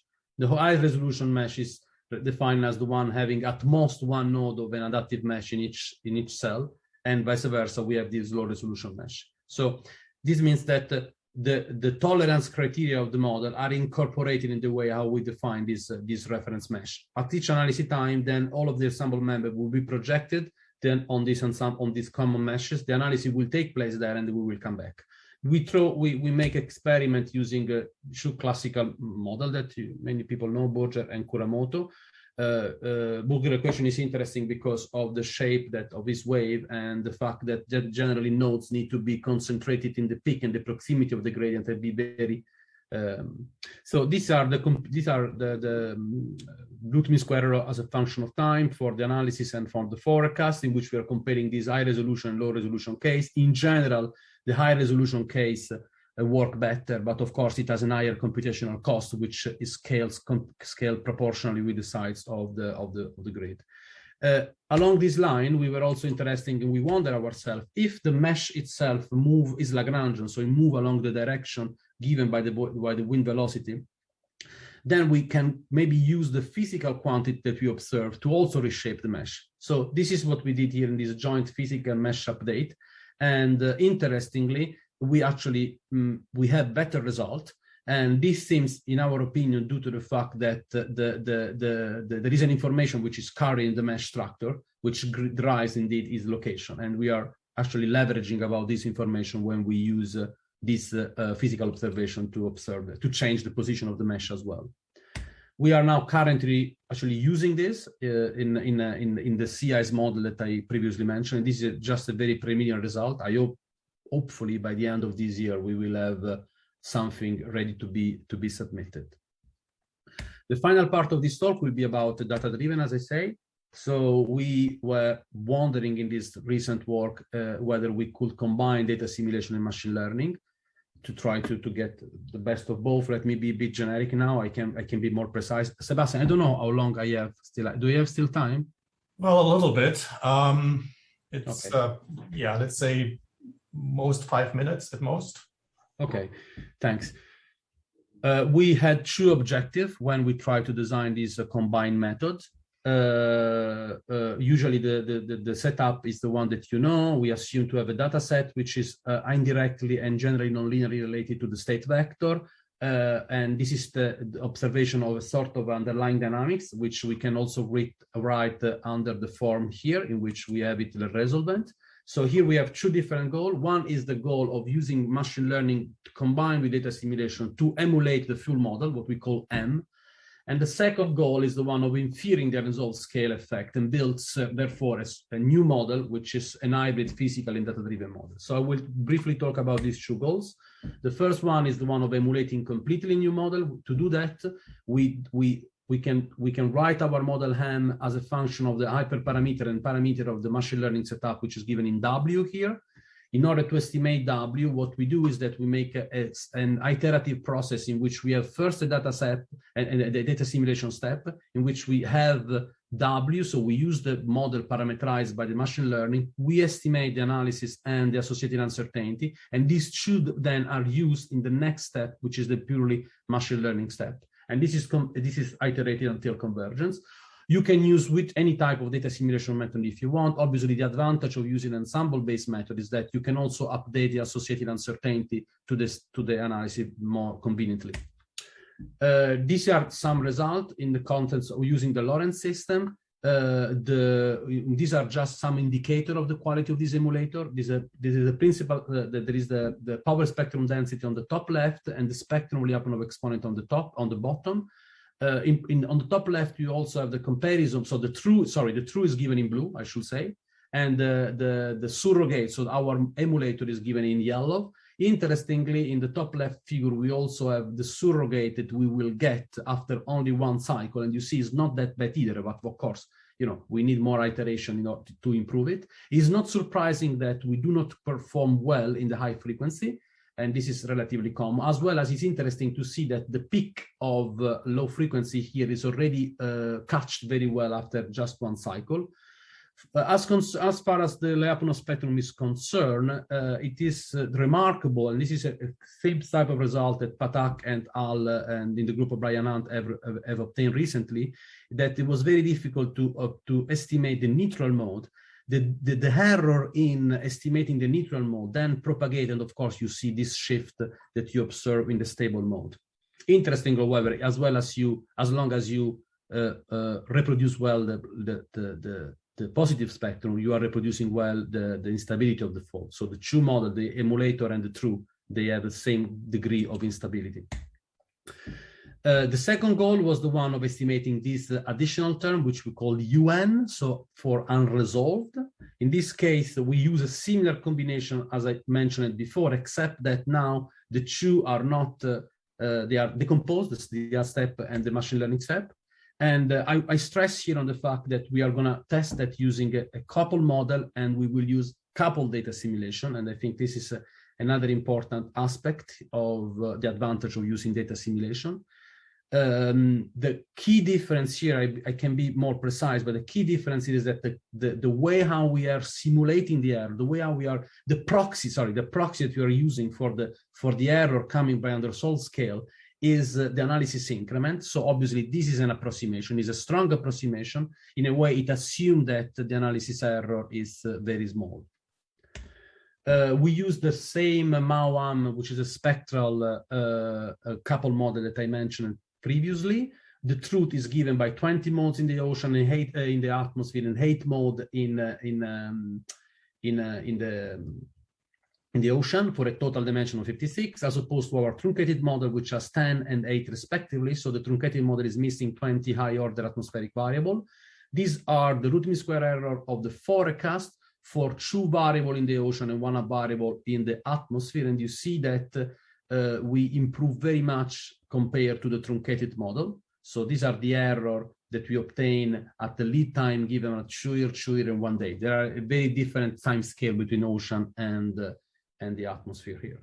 And the final plot is the one in which I think gives a better representation of what are we doing. This is a projection of the model attractor. The model attractor was, as I mentioned, 56 and 36, but this is on 2 dimensions, the first stream function of the atmosphere and the second stream function of the ocean. This is the true model attractor. This is the one from the truncated model, and this is the one that we reconstruct using the hybrid data simulation and machine learning, in which, of course, there is still a lot to improve, but it seems that we are able to reproduce a bit of this by two-folds characteristic of the true model. And these are some of the opening questions that I'm currently working on, and I think I will leave these slides here, and the last are just the references. So I hope I've been on time. Yes, pretty much. Thank you, Alberto, for your talk. I suppose we got about sort of 10 minutes for a brief sort of wrap-up discussion of this morning. We already had a few questions in the chat, and they were mostly answered. So I'm not sure if there's anything that has not been answered in the chat. Otherwise, Alberto, I mean, in your last part of the talk, I mean, you use sort of a closure deterministic model. Have you looked into these reservoir computing things? They seem quite interesting and intriguing to me because they have sort of a memory term built in. Sorry, if not. The same type, the first work we have been sort of using as a benchmark was the work by Patak et al. That I mentioned before, and they indeed using a reservoir model. The reservoir model is very different from the convolutional neural network that we were using. But they were using except, so they were applying the same. Actually, we have used that as a benchmark. When I say that, when I mentioned that issue with the neutral mode in reconstructing the Lyapunov spectrum of the Lorentz 96, I indeed had in mind the work by Patak et al., where they use a reservoir model. Indeed, I have not applied that myself. And I actually have to retrieve now the reason why at the very beginning we didn't do that. And I'm sorry, I don't remember it now. That was almost 3 years ago, but. Right, yeah. There is a paper by 2017 by Patak is the first author, but then there is also Brian Hunt and. Yeah, no, I know there are quite a number of papers on it, but yeah. I find it intriguing because it allows sort of, as I said, for memory terms, which I think ultimately must be relevant. Yeah, probably. I don't think, honestly, I will say that I may be wrong, but I don't see why that should be that advantage for Lorentz 96. But obviously, in multi-scale system, it will. Okay. Daryl, you wanted to say something? Nice to see you, by the way, Daryl. Yes, nice to see you too, Ovid. Yeah. Okay, so first of all, about reservoir computing, Ed Ott and his group did the Komodo-Siervishensky equation with reservoir computing. So you already have a head start with that. You could make that comparison, I think. And moreover, the models you're analyzing have attractors.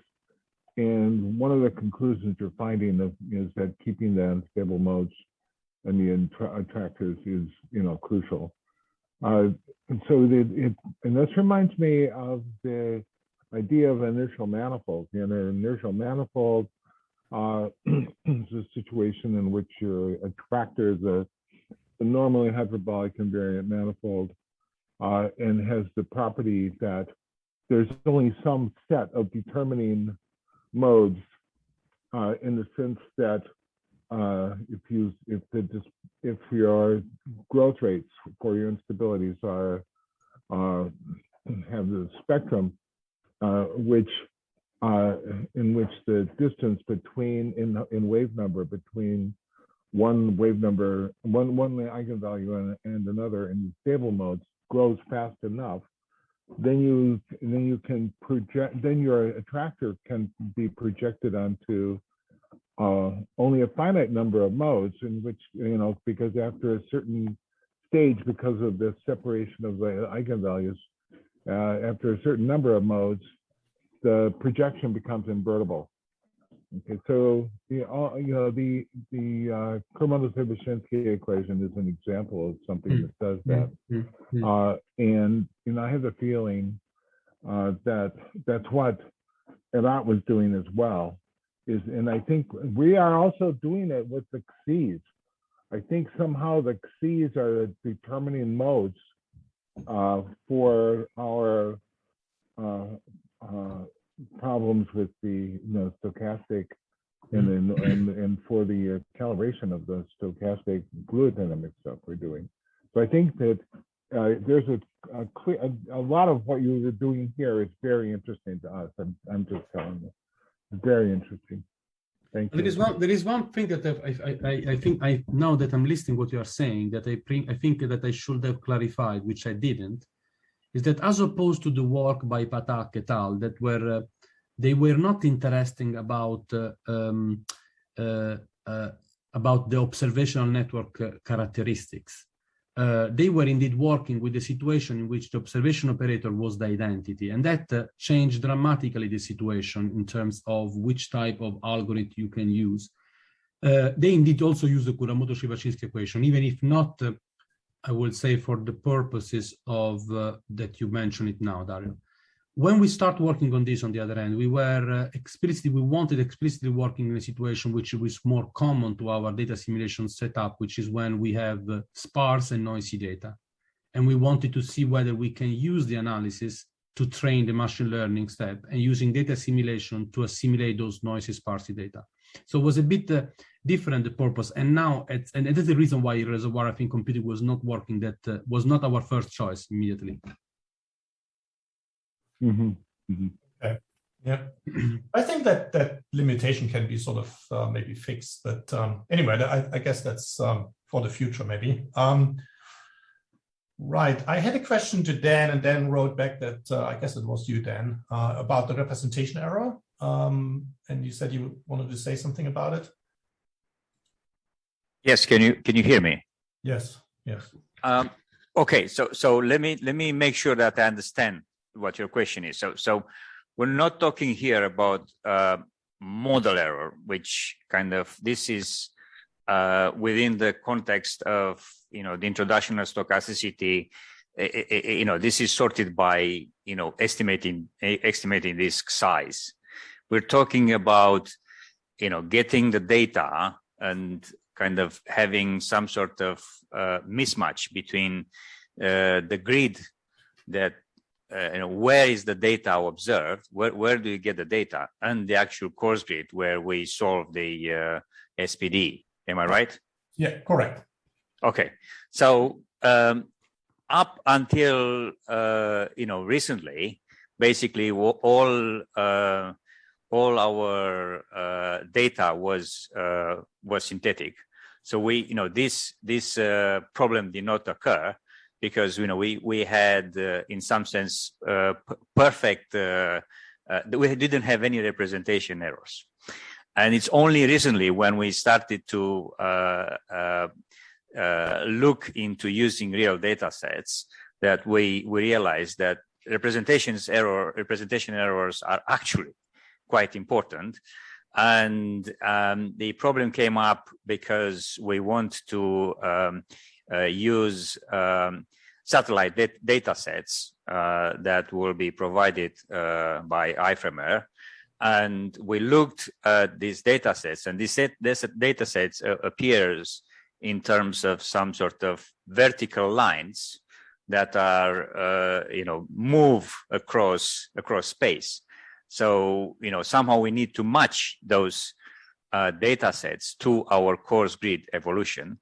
And the first thing that we looked at was to see, to try and say, okay, we have a variance here for each point on the coarse grid. We have to think in terms of an observation measurement error, and how do we estimate that? And then the other thing that came up, we realized that we could in the first instance assume that this looking at different values, these measurement errors are independent, but in fact they are not independent, so they are correlated. So this is really quite important, because when we produce the observation operator, the thing that comes in the likelihood of the particles, then you have to have a matrix there, the covariance matrix there, which will depend on these representation errors. So in the first instance, we will just start with some sort of estimate of the local variability of the observation. So that's the way in which you're going to look at it. We will look at the observation that will be adjacent to the point on the grid, and then estimate the variability, and then also estimate covariance errors, and that's going to be our way to represent our way to estimate representation errors. Mm-hmm. And this is different from the instrument error, which we may or may not add this to this, but the main point, the way we see now, but this may change, is that the representation error is going to be a degree of magnitude higher than the instrument error. Right. Yeah. I can see that. And I also think it's probably, with the satellite data, I would strongly assume that there's correlation in time as well, right? These errors are not uncorrelated, right? So anyway. Okay, so Bertrand will need to guide us or whether there is or not time correlation between observations. We didn't get, so at this point, we just look at space correlation. We haven't had, this is just starting up now. We have not, it's a good question. Yeah. Okay, right. Okay, I guess it's time. It's 12 o'clock, noonish. So thank you all to all 5 presenters this morning. It was very interesting. And I guess we now got an hour of lunch break. I will rush actually to get some food before the Mensa closes here. And then I see you all back at 1 o'clock UK time. And Dan, you will be then the chair. All right. Thank you all. See you later. Well done. Thank you. Thank you, Sebastian.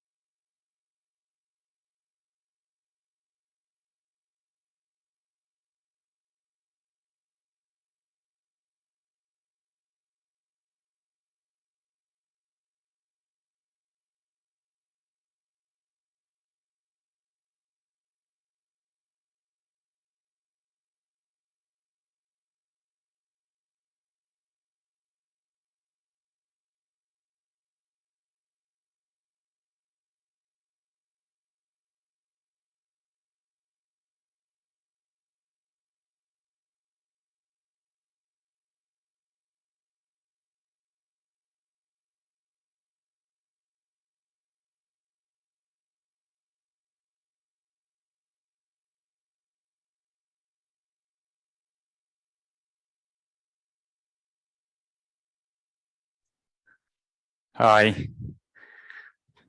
Camila, are you around? Yes, I'm here. Are you ready to go? Yep. Okay, would you mind sharing your screen, and I'm just gonna say my welcoming messages. So welcome back, everybody. It's time to start the afternoon session, and the first speaker of the afternoon session is Camilla Fiorini, who's going to talk to us about higher order schemes in time for the surface quasi-geocentric system under location uncertainty. Camilla. Good afternoon, everyone. Thank you, Dan, for the introduction. Yes, I'm going to talk about higher order schemes in time for the SQG system under LU, which is a work in collaboration with Longley and Etienne Memin. Wait. I cannot go. Okay, there you go. So I'll take a little bit of time to introduce the LU framework, which is based on the composition of the Lagrangian velocity into 2 components, a large scale, smooth differentiable one, UDT, and a stochastic, strongly oscillating one, sigma dBT. And starting from this, one can compute the stochastic transport operator, as I think Etienne showed in the previous presentation. And I've written here the transport operator. You can see the variation in time. Then there's a transport by the velocity V star, which is the large scale velocity corrected with some terms that come from the inhomogeneity of the noise. And then a transport by the small scale velocity. And finally, a diffusion term coming once again from the inhomogeneity of the noise. And here A is the variance of the noise.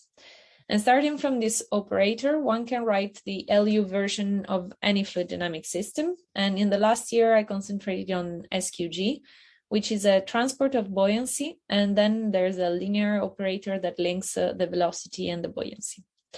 And in this context, the generalization of the Euler scheme, which is known as the Euler-Maruyama scheme, has order of strong convergence 0.5, and our aim is to develop a higher order schemes in time.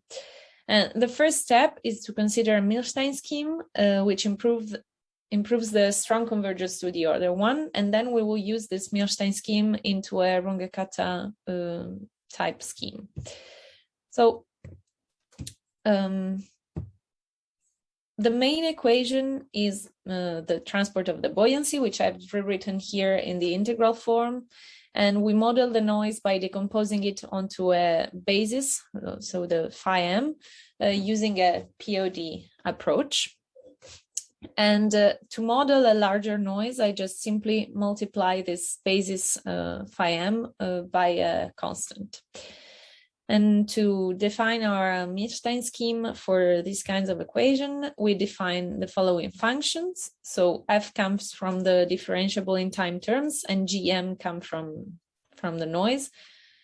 And then I can apply it to formula for both of them. Then neither f nor gm depend on time, so these terms are 0, and we're left with this terms to compute. I will spare you the details and I get to the results. If we replace everything into the main equation, this is what we find. So we can recognize the first part, which is the Euler-Maruyama scheme.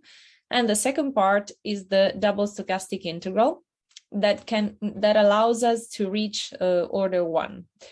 However, we cannot compute it exactly. So to approximate it, we define these two quantities, GMK, which is the composition of GM of GK, but you have to notice that is in BT0. So I can get this out of the integral, and then I'm left with the actual stochastic double integral, IMK.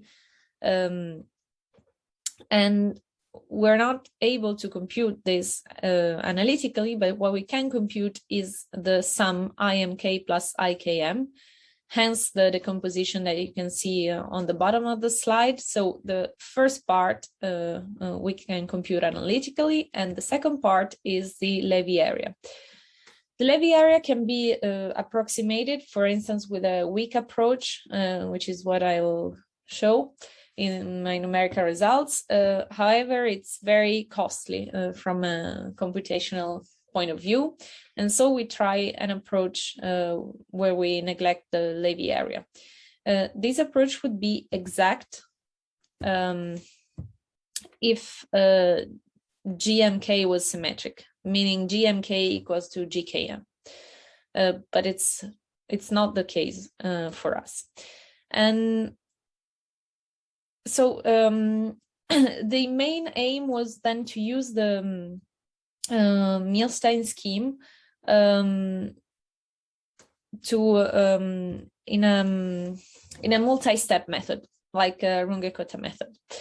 And so before doing that, we started studying two multi-step methods developed in the London group. I won't go into details here because I think that Wei will talk about this in 2 talks, but just a few words. So they are based on a Stratonovich formulation of the equation. And the one on the left is a 3-step Runge-Kutta method, and the one on the right is a 2-step Runge-Kutta method.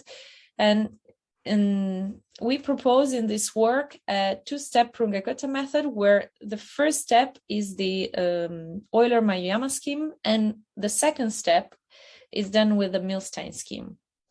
And now we want to measure the convergence, the strong convergence of this method. That is that we compute the difference between the exact solution B and the numerical solution BH, computed with a certain sign step delta t.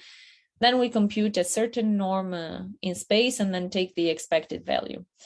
And gamma here is the order that we want to estimate Of course, in practical test cases, the constant C is just as important as gamma, if not more.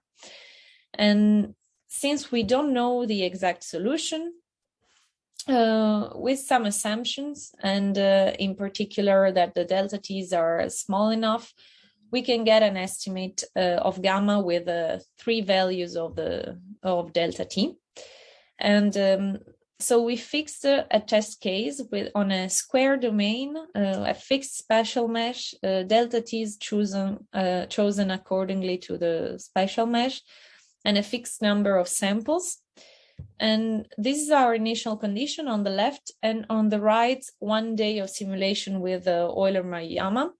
And this is what we obtain with a noise of amplitude 1, meaning that it is the natural amplitude that we get from the high resolution data that I use to compute the basis function phi m.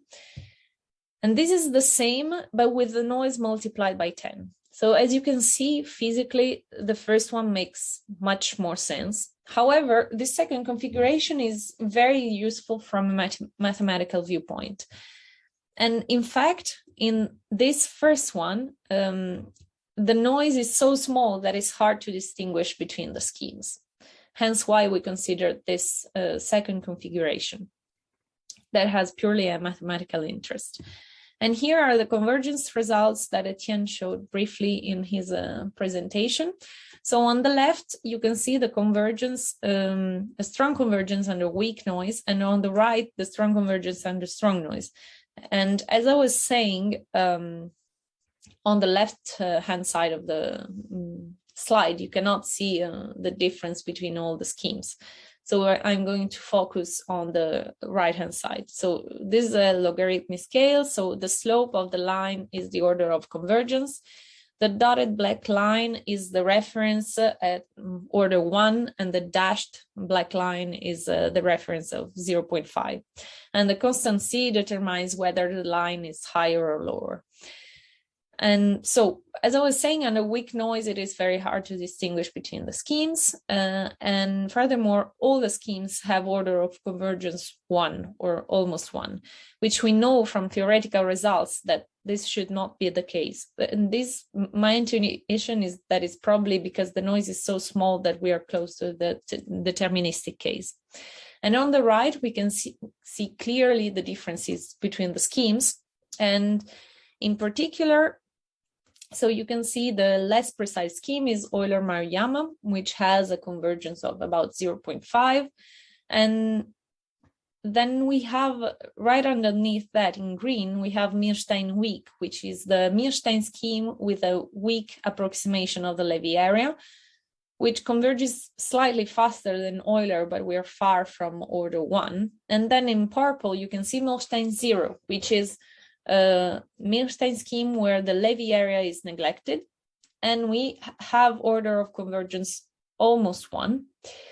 And then if we go lower in the figure, you can see the multi-step schemes, and Hohen is the less precise scheme, which was the less precise among the multi-step schemes, but is the one with the fastest convergence. And then we have the SSPRK3 scheme, which is more precise than Hohen. And finally, the most precise on this test case is the scheme that we proposed in this work, which is a first Runge-Kutta-2 method. So 2 steps. The first one is Euler, and the second one is Milstein. So in conclusion, Milstein schemes improve the numerical results, but in particular when it is used in a multi-step framework. However, the Levy area does not play a key role, at least in these test cases. And this is actually good news because this allows us to drastically reduce the computational costs. And however, under weak noise, which is the physically reasonable case, all the schemes that we tested provide very, very similar results. And so the perspectives are, first of all, I would like to understand if this non-importance of the Levy area is related to the test case or to the equations or to the LU framework or to other factors. And so the first step would be maybe to apply this numerical scheme to other equations, maybe starting with barotropic QG. And I probably talked too fast because I'm done. Thank you very much. Okay, questions or comments?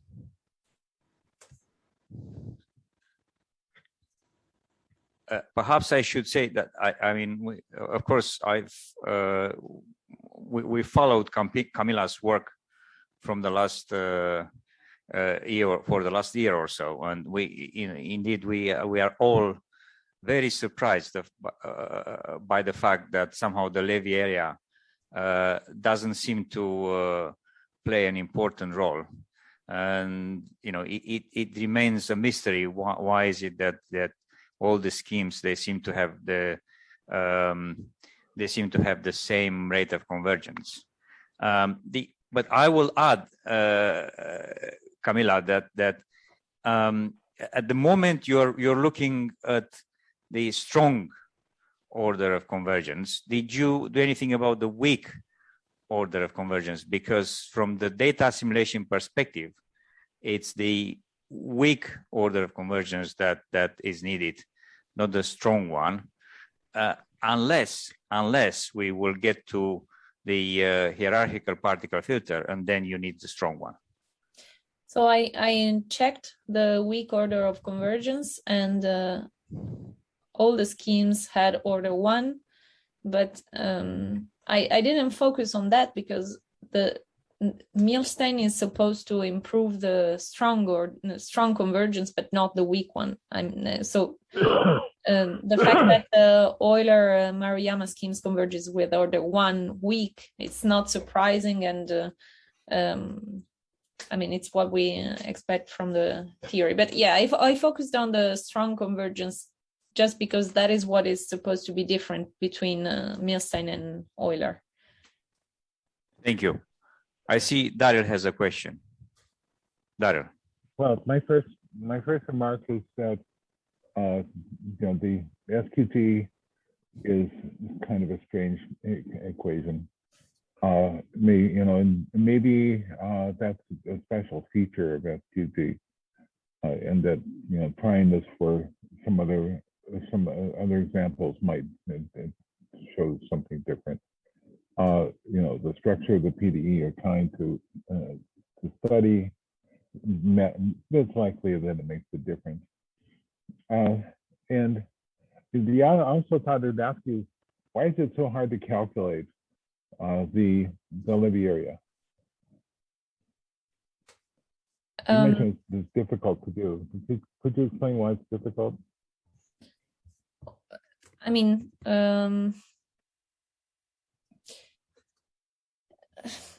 it's not difficult.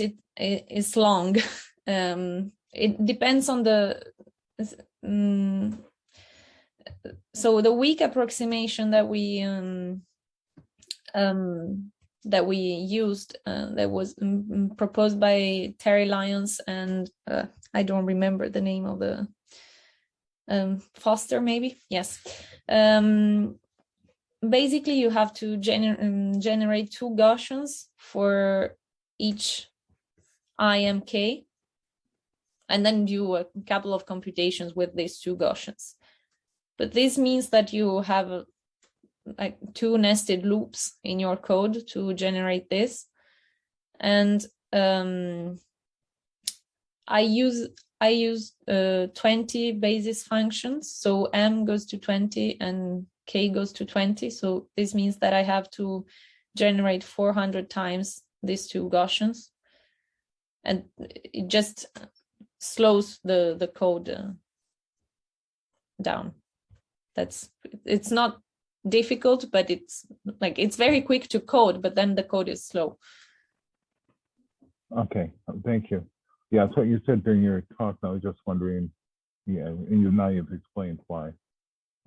Thanks.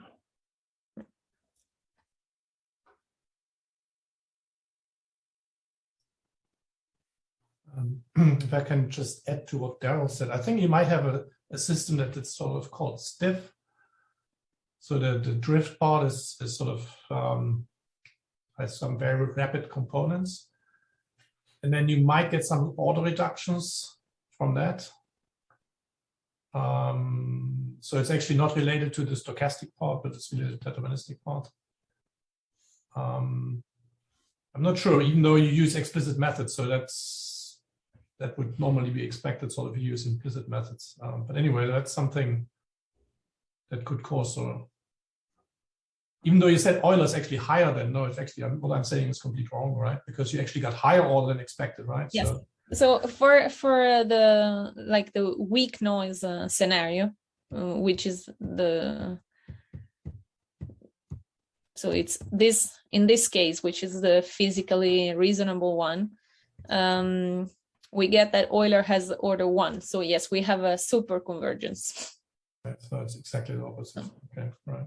Okay.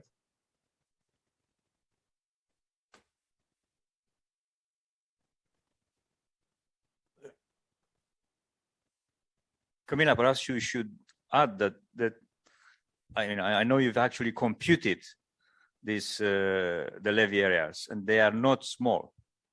Am I right? No, they're not small. So even though the levy areas are not small, their impact on the overall accuracy of the method is small.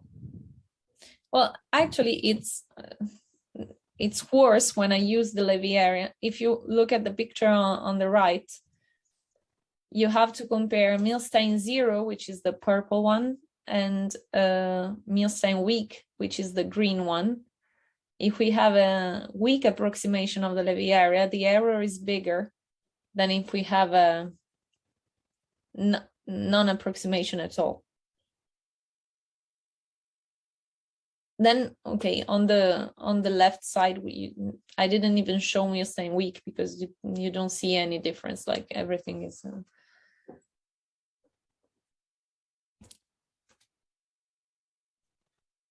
Any other questions or comments?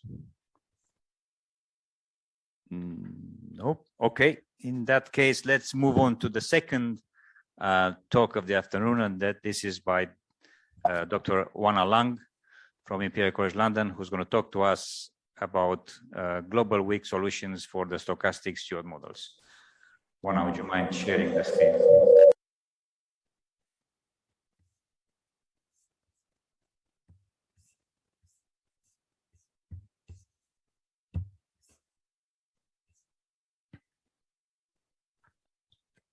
Can you hear me?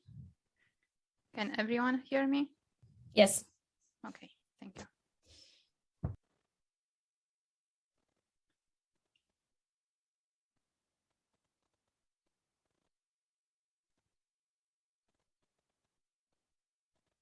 Can you still see my presentation? Okay. So in STUOD, my work focus is mainly on exploring the analytical properties of the stochastic models we work with. And today I will talk about global weak solutions for such models, with a particular focus on a rotating shallow water model, which has been derived using the location uncertainty approach. So as most of you already know, both SALT and LU generate classes of new stochastic models, which aim to better represent the chaotic small-scale variability. Oh, okay, you cannot see my second page. I was on my second page.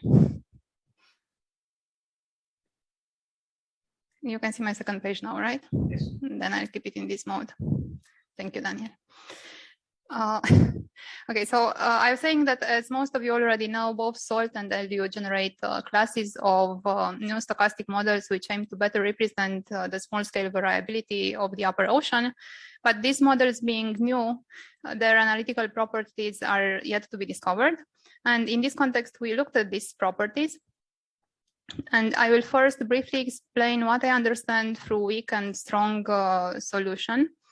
And then I will explain how we actually construct this solution. I will, for this particular example of the LU rotating shallow water model, I will focus mainly on the methodology used in order to obtain global weak solutions. And then I'll compare this with the methodology we used to construct local strong solutions, because we first actually obtained strong solutions. But then driven by the fact that for this particular model, the energy is conserved in L2, we wanted to exploit this property. And what we obtained was a solution which is global, but it is weak in PDE sense. So I mean, like weak and strong solution are to be understood in this case in PDE sense. And then for weak and strong solutions in probabilistic sense, I will use pathwise solutions for strong solution in probabilistic sense and martingale solution for weak solution in probabilistic sense. However, all our solutions are strong in probabilistic sense so far, so they are pathwise. Maybe just a quick motivation. Why is it worth to look at the analytical properties of these models?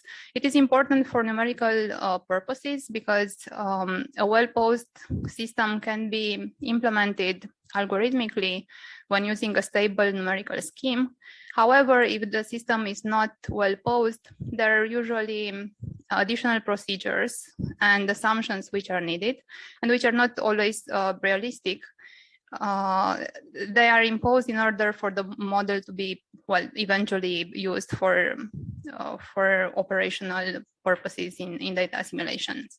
And last but not least, because we love the mathematics behind and just for the pure enjoyment of discovering and playing with the maths behind it.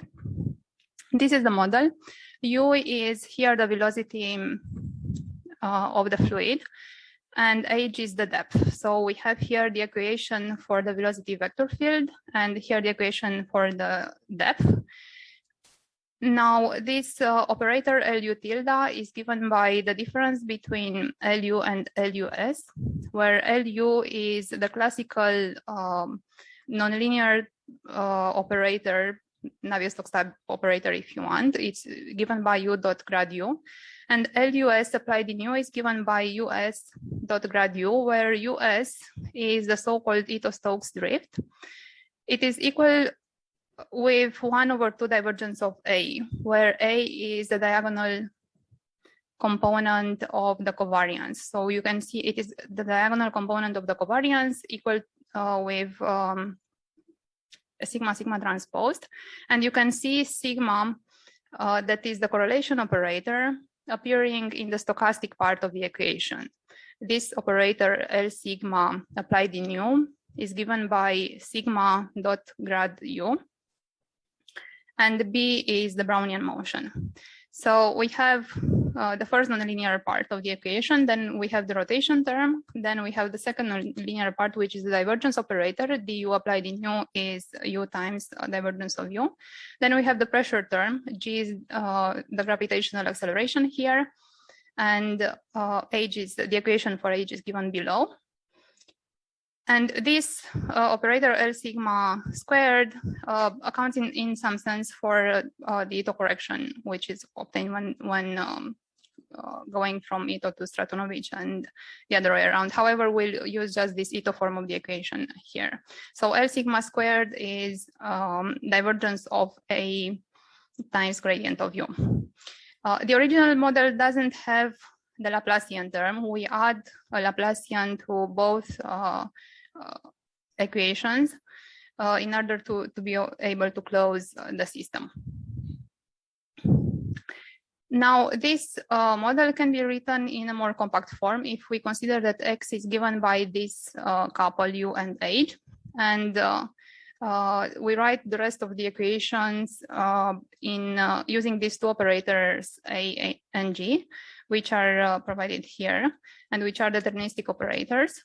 And then the system you've shown before can be written in this more compact form 1. Now, a solution for this either strong or weak for this system 1 is constructed using an approximating sequence of solutions which will converge to X. And the approximation is given here by a Littlewood-Paley projection. Xn is basically the projection of X, and Xn is given by UN, the couple UN and Agen. So UN is the projection of U, and Agen is the projection of N. It is a Littlewood-Paley projection, a projection on a finite number of modes. So then the approximating system, which corresponds to the original system 1, is given in equation 2, and it is a finite dimensional system. We are looking for solutions for the system 1 in these spaces. So for global weak solutions in the space given here. So the solution is L2 in probabilistic sense, and then it is a continuous process with values in L2, but in L2 only in time as a process with values in the Sobolev space W1, 2. This solution is global, so it exists up to the final time t and then up to infinity. And I'll talk mainly about this part. However, a strong solution up to a maximal stopping time tau can be shown to exist for k larger than 2. I give here the precise definition of solutions, and I'll first jump to the global weak solution, and then I'll explain the difference. So we say that initially we fix a stochastic basis that is a probability space omega and the filtration ft on it. And we say that a process X defined on omega and taking values in time between 0 and infinity and then in space from the two-dimensional torus is a global weak in PD distance solution of the system you've just seen if it belongs to this space. That is, as a process with values in L2, it is L infinity in time, and it can be shown that this space can actually be associated up to a set of measure 0 with the space of weakly continuous functions with values in L2. And then it is L2 as a process with values in W1, 2. But we want more than, so I said that here we can have the weak topology of the continuous functions, but we want the process to be not just weakly continuous, but strongly continuous. And then this identity holds, that is, this is the weak form of the equation of equation 1 here, written using the test functions from the Sobolev space W1, 2, and A star and G star are the dual operators of A and G respectively. Now, the difference between this and the strong solution is given by the fact that, so as you can see here, the solution is global in time, but for a strong solution, this identity holds properly. We don't need test functions. And especially given the fact that k is larger than 2, the integral of the Laplacian is well defined in L2. However, the solution exists only up to a stopping time tau. And then through a maximal solution, we understand a pair of this form X and capital tau, where capital tau is the limit of a sequence of stopping times, such that X with each of these stopping times is a local solution of the system. And whenever tau is finite, the WK2 norm blows up. The main result for global weak solutions says that for such a stochastic basis and an initial condition in L2, the stochastic rotating shallow water system admits a global continuous weak solution such that this estimate holds globally in expectation. This is the supremum of the L2 norm, and this is the integral of the W12 norm. And the way to obtain this is, as I said before, to construct a sequence of approximating solutions which converges to the original solution X. Here we have the approximating system. And for this approximating system, we obtain global uniform bounds. This is very important, the fact that we have this estimate in expectation, which is true globally up to the final time t, but it is important to have it also uniformly in n. So the supremum over n of this expectation is finite. Then using this, we show that xn is actually tight in this space. This is an intersection of two spaces, the L infinity 1 and the W beta p, where beta is between 0 and 1 over 2, p is larger than 2, and it is such that beta p is larger than 1. Then we use that this compact embedding is true, and therefore we have relative compactness basically in the space of continuous functions with values in W minus 1 to strongly continuous with values in W minus 1 2. Now I said that we want not just weak continuity in L2, but also strong continuity, and we already have like weak continuity from this space.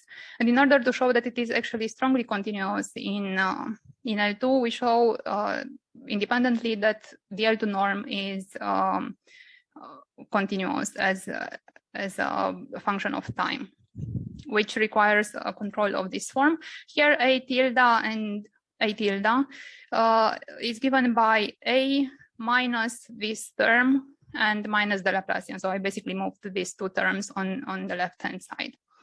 And then we can write the approximating sequence in this way. Now, why do we need strong convergence in L2? In principle, we can pass, because we want to pass to the limit in this equation, and we can pass to the limit of properly for all linear terms. However, if we have just weak convergence in L2. However, when we want to pass the limit in the nonlinear term, we need strong convergence in L2 for the limit to be well defined and to look as we want it to look. Very important for the globality of the solution is the fact that we have some cancellations of terms. So when we apply the Ito formula for this system, we obtain this sum of scalar products. And due to the fact that in our system, originally, we don't have just this classical nonlinearity given by LU tilde, but we also have this divergence operator du. We have a cancellation of terms, the first one, which is given here. So these terms are the terms which appear when we write explicitly the term A tilde. So for the first scalar product, when we write A tilde explicitly, we end up with a sum of terms, and one of them is this one. So given the fact that we have the divergence operator already in the equation, this is by integration by parts, this is 0. And then using the fact that US has this form, and the fact that A is sigma sigma transpose, we have another cancellation of terms. This one, the term in the middle contains two terms, actually, and one of them cancels out the autocorrection, and the other one cancels out this part. So due to this sort of magic cancellations of terms, the solution is global. This is something which is strongly related to the energy conservation in L2, and it does not hold for higher order norms. It's exactly because if we have higher order derivatives, we don't have these sums equal to 0 anymore. Now, I don't know exactly how much time I have left. Thank you. So for the way we show tightness is, well, classical in some sense, but still nice. We basically consider an intersection of, so we have a ball of radius k, and we want to show that this limit when k goes to infinity of supreme over n of the probability of basically of x not to be in this ball of, so we want this probability to be 0.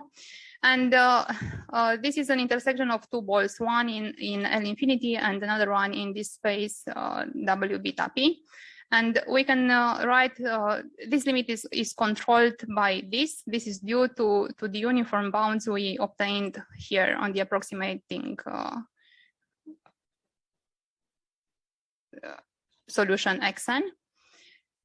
And this part goes to 0 when k goes to infinity, because both these expectations are finite. But so for this is given by the uniform bound I've just shown you, and the second one is shown separately using this lemma. So we have a lemma which says that indeed our approximating solution is in the space W beta P, and therefore we can pass to the limit when k goes to infinity also in the second term, and this goes to 0 as well. Now the difference between, and I'll finish with this, the difference between the methodology for weak solutions and the methodology for strong solutions is that, because as I said, we initially constructed the strong solutions which are just local. And the approach there is more straightforward in the sense that we show that the sequence is Cauchy in L2, and then we use interpolation to obtain convergence in W k minus epsilon. But the problem is that here, as you can see, x depends not only on n but on r. So we have a truncation function in this case for the approximating sequence. I didn't write it explicitly. The point is that in front of the nonlinear terms, we have also an truncation function, and that truncation depends on the W1 infinity norm, which is controlled by the W32 norm, and the W32 norm is not controlled globally. So this is the reason why using the fact that the sequence is Cauchy in L2 and then using the interpolation, as we did for obtaining strong solutions, was not useful, because the truncation couldn't be controlled globally. This is the reason why we needed a different tightness argument, and we couldn't use the fact that the sequence is Cauchy. This methodology is applicable to any other STUOD models which have this cancellation of terms. So this is the important bit. As long as we have cancellations of this type, we can obtain a global weak solution. As I said before, the solution is strong in probabilistic sense. And yeah, I've already told you about the difference between the two methodologies. I'll stop here. Thank you.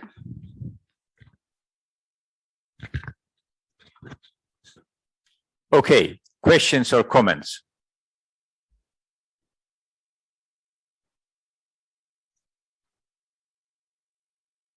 Maybe I can start.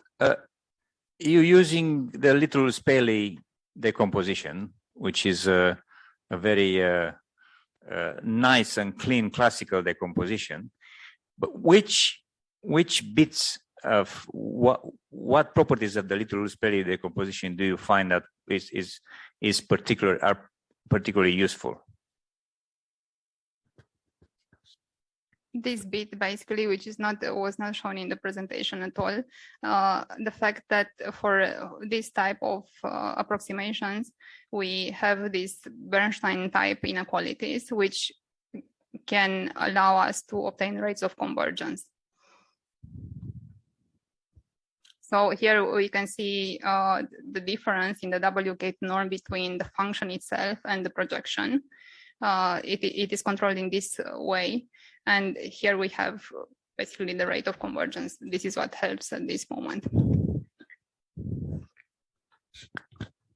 Thank you. Okay, I see Peter has a question. Peter. Yes, thanks, Joanna. It's a nice talk. I have a question on the Laplace operator in the thickness equation. I think it has a coefficient nu2 or something like that. Yes. Is that? I mean, I guess it's crucial for the proof, or do you see a chance to look at the limit of the nu going to 0? It is crucial at this moment. I'm looking for ways of overcoming this and for ways of not adding a Laplacian in this equation and adding some viscosity only in the first equation. I think so. If I just add a Laplacian of this form in the first equation, I cannot close the system.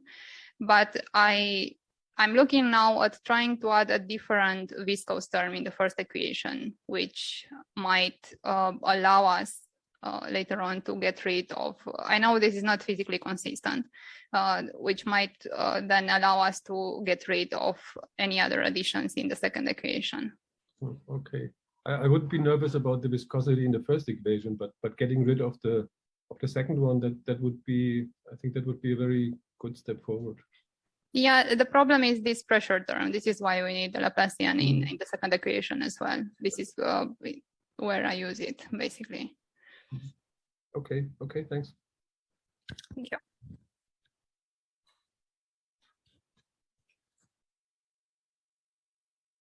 Oh, okay. Peter, can you lower your hand just to make sure that, or did you have another question? No, okay. Can I just add to this that I think when you dug out some papers in the deterministic case that deal exactly with this sort of problem, that you can use viscosity in one, you can unbalance the system in some way, that you can use a certain type of viscosity in one equation and not add viscosity in the other equation. So there's been work to try to address this issue, but as a first approach, I think it was okay to just go for viscosity in both equations. Yes, there are works. Does this work? I think it works as well. There are works on this. Some of them were suggested by Peter, exactly. So I did look at this, and the viscosity, it's a logarithmic term in the first equation. I'm looking at whether we can do the same and then get rid of it in the second equation. Daryl, have a question. Yeah, I was just going to point out the same difficulty appears in the free surface equation, because the potential energy produces also a linear term in the gradient of the elevation. So it's a good, it's definitely a problem, and definitely an obstruction, and it happens in more than one place. And there is a possibility that the different dissipation you want in the motion equation is this type of dissipation which involves H. And so we could talk about that some more. There's two dissipations which could involve H. One is to say that the divergence of your new term is the divergence of the gradient? Yeah, the divergence of H times the gradient of U. And another one is to add a logarithmic term to the dissipation term, which involves the gradient of the logarithm of H. Okay, so yeah, these two things are in the literature.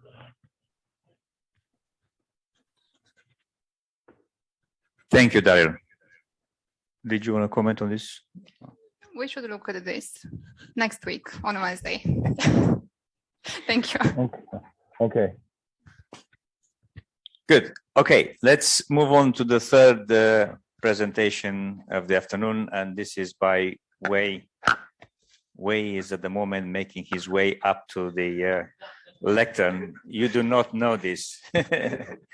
Okay, so we're gonna have a physical sharing at the moment. No more virtual sharings.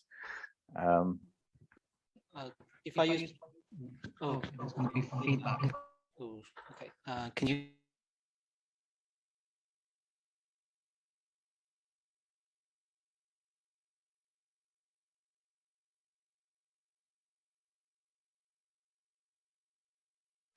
I've muted my laptop. Okay, and okay, you guys on Zoom can hear me too.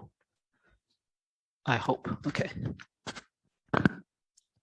So okay, so my talk today is titled "The Numerical Implementation of the Stochastic TQG Model."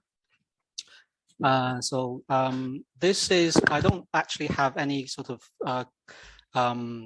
conclusive or like beautiful numerical experiment results to show you. So this is more going to be like a description of an overview of the things that we have worked on over the past year, and then hopefully giving also an idea of what the direction that we're going.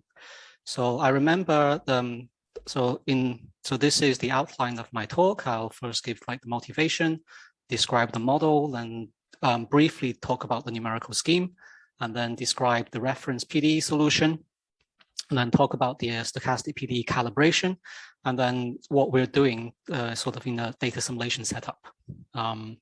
So in last year, in the first STUOD conference, I showed this slide as the first slide in my talk. So I will repeat this slide here.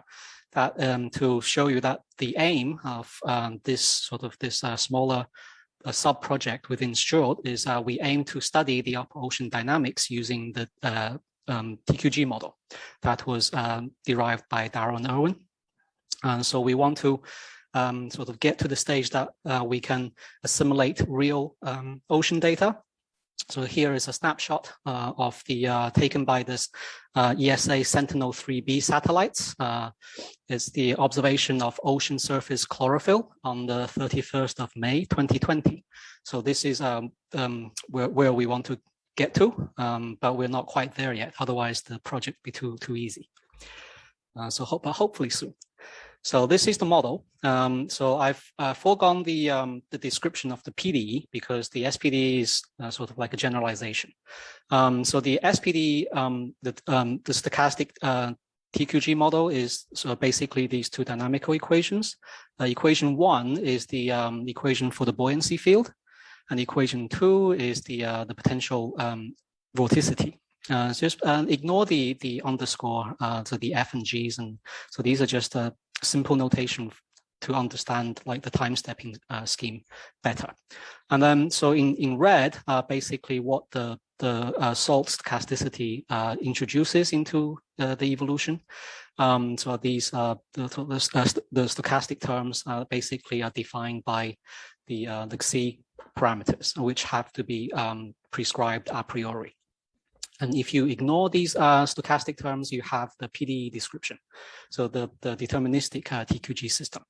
So just to remind the notation, B is for buoyancy, Q is for PV, H is the bathymetry, the psi is the string function, and then F is the Coriolis rotation. And then to see the derivation of the model, please see this paper. Okay, and then Romeo introduced this very nice, clean sort of matrix operator description. So we can write the equations as a single in a single line. So we have these sort of this A thing and then this G. And I think in Dan's lecture, he has like this theory of everything for the generalized equation. So it's sort of using the same notation, and it's easier to sort of to work with this form. rather than having multiple equations. Now, the property of the TQG system, the conservation property of the TQG system are basically the conservation of energy as well as the Casimirs. And then so on the bounded domain with boundary denoted by partial D, then we consider TQG equation with the following boundary conditions.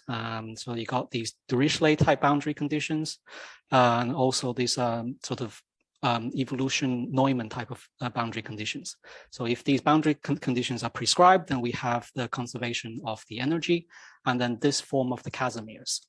So note that you don't have conservation of entropy, for example, but you'd have any sort of smooth functions applied to the buoyancy field, plus just the PV multiplied by any sort of smooth function of the buoyancy field. It doesn't conserve any, well, basically monomials of monomial functions applied to the PV. That's not conserved. But then we're not really, once you introduce salt stochasticity, energy is no longer conserved, but it does still conserve the Casimirs. So, okay, and then, so basically the implementation involves two large set of work. One is the numerical scheme, how we sort of solve numerically the stochastic TQG system. And the second part is the calibration, how we prescribe the xi's. So the summary, I don't have time to go into detail any of these. So basically for the spatial derivatives, we use the finite element scheme, which is a mixed formulation. So for the buoyancy and PV fields, we use a discontinuous Galerkin method. If you're not familiar with this, it basically means we sort of look for approximations of buoyancy and PV in a finite dimensional subspace of the L2 space. And then so if you go to a DG scheme, you also have to prescribe something called the numerical fluxes on the cell boundaries, and you have to be quite careful here because it's important for the stability of the scheme. And then it's a mixed scheme because we choose a different type of approximation space for the string function. So there we're using a continuous Galerkin method. So again, if you're not familiar with this, it's basically like a finite dimensional subspace of the Sobolev H1 or HK space.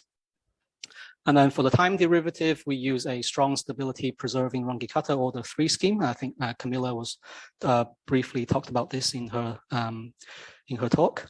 And then our implementation, because the finite element package that we use supports MPI schemes.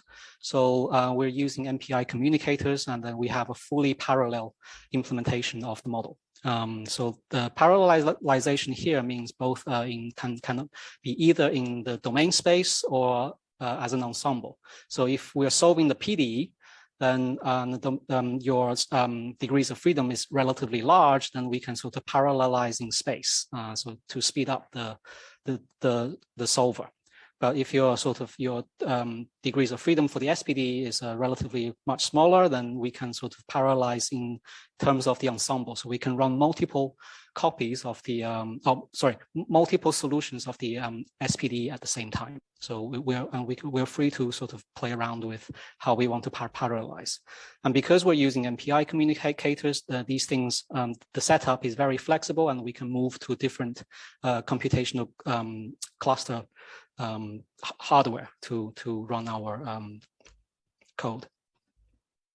And then, so in summary, the SSP-RK3 plus finite element discretization for these fields are sort of described as follows. I won't go into detail, but so here I basically present what the sort of formulation is over one intermediate time step.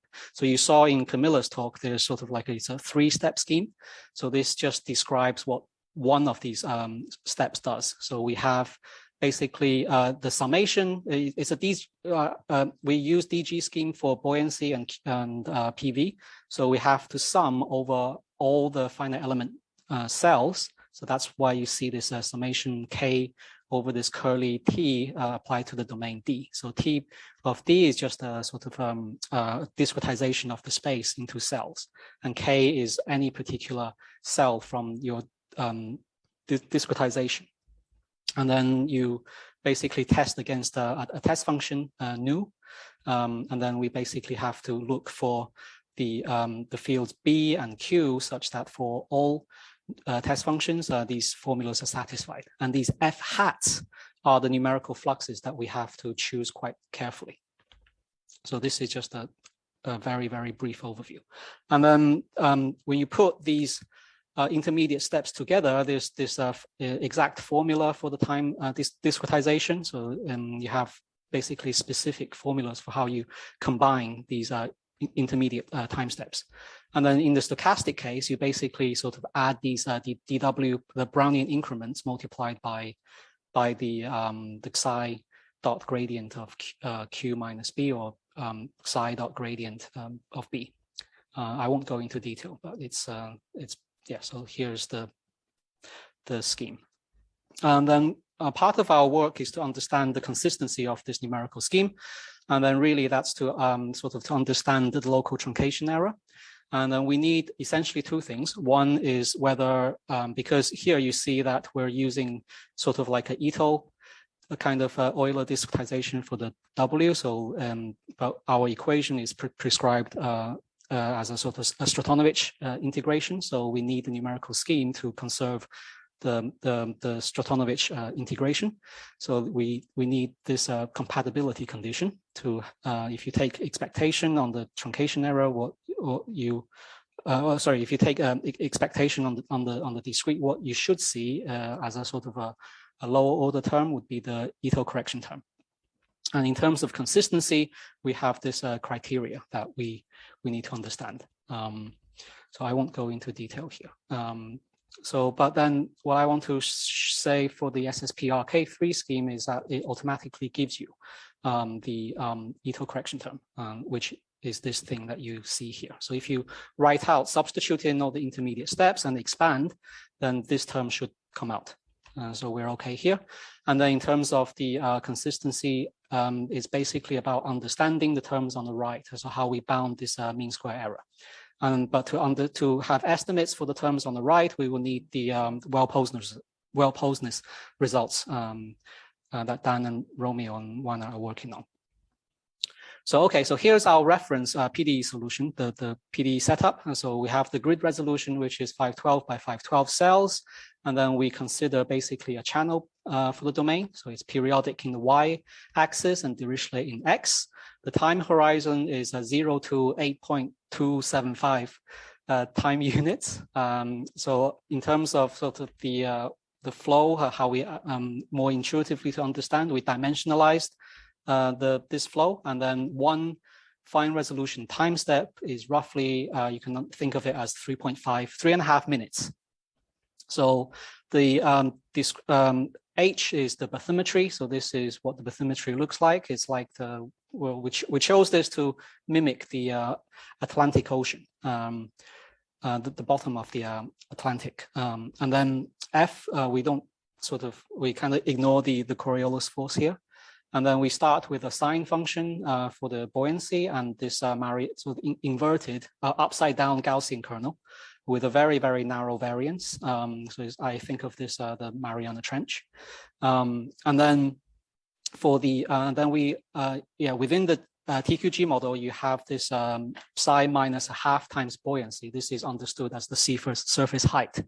And then in our data simulation, we choose to observe sort of these simulated satellite observations of SSH. And then just at the current stage, our SPD resolution is 128 by 128 cells. Okay, so this is the reference deterministic TQG simulation. The video of this I can very, very quickly show you. So this is the starting from the sine function for the buoyancy. So here I sort of rotated the domain. So horizontally you see is the actually the y-axis, and vertically is the x-axis. And then you can't quite see what the initial Mariana Trench is for the PV, but it's sort of, after a while, things will spin up. It takes a very long time to spin up, actually. And then to actually do the data simulation, we actually only use the last minute of this movie here. And then this amounts to about, roughly, if we understand the fine resolution time step as being like 3.5 minutes, the last 1 minute of this video is about 1 month of data, about 36 days. So this is the amount of data that we are sort of going to try our data simulation algorithm. Okay, and then go back to the slides.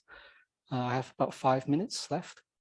Okay, so to do the calibration, so previously in our previous work, we worked with simulated Lagrangian tracers. So here we are trying something slightly different and work with PDE data directly.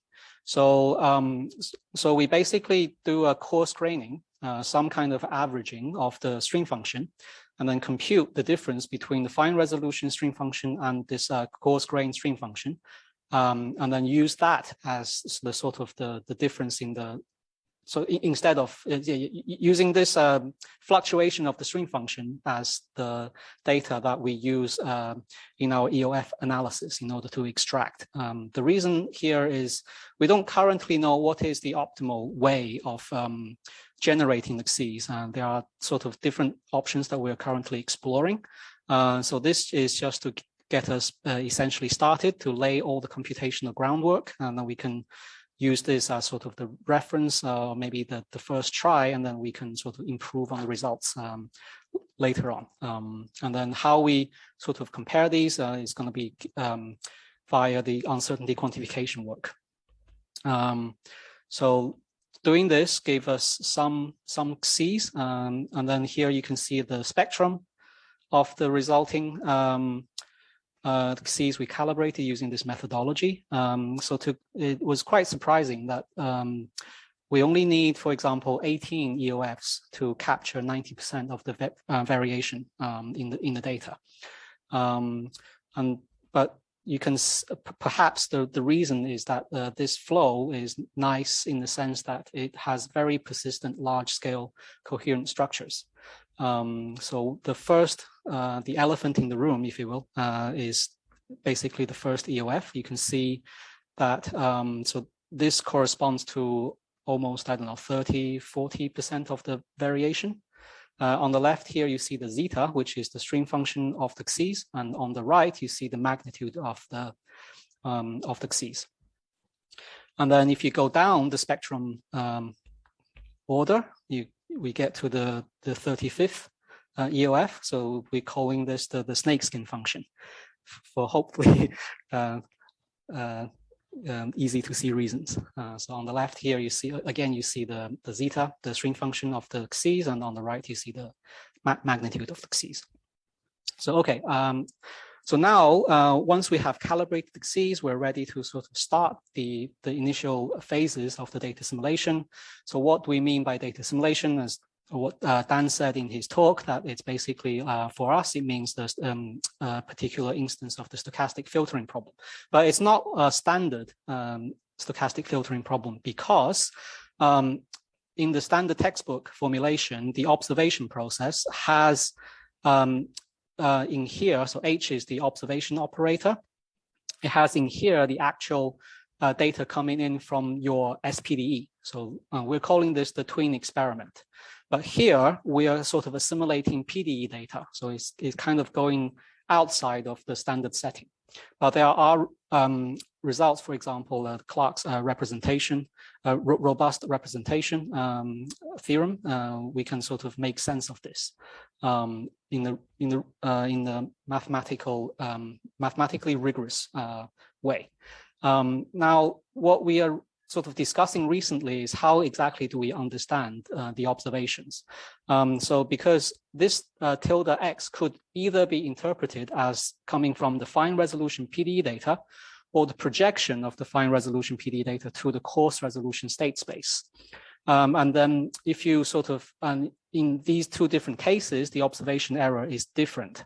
If you sort of think tilde of X is the actual PDE data, then in here you would need to account for example, like the representation error that I think Sebastian asked this question in the chat, and also model bias, how badly have we calibrated the Cs, as well as things like the instrument errors. But if we sort of take the view that we have perfectly modeled the large scale features of the fine resolution using the SPDE, then what remains in here are so you no longer sort of account for the representation errors or the model biases, and then what's sort of left in the observation errors are sort of dominated more by the instrument measurement errors. But we need to sort of be very, very careful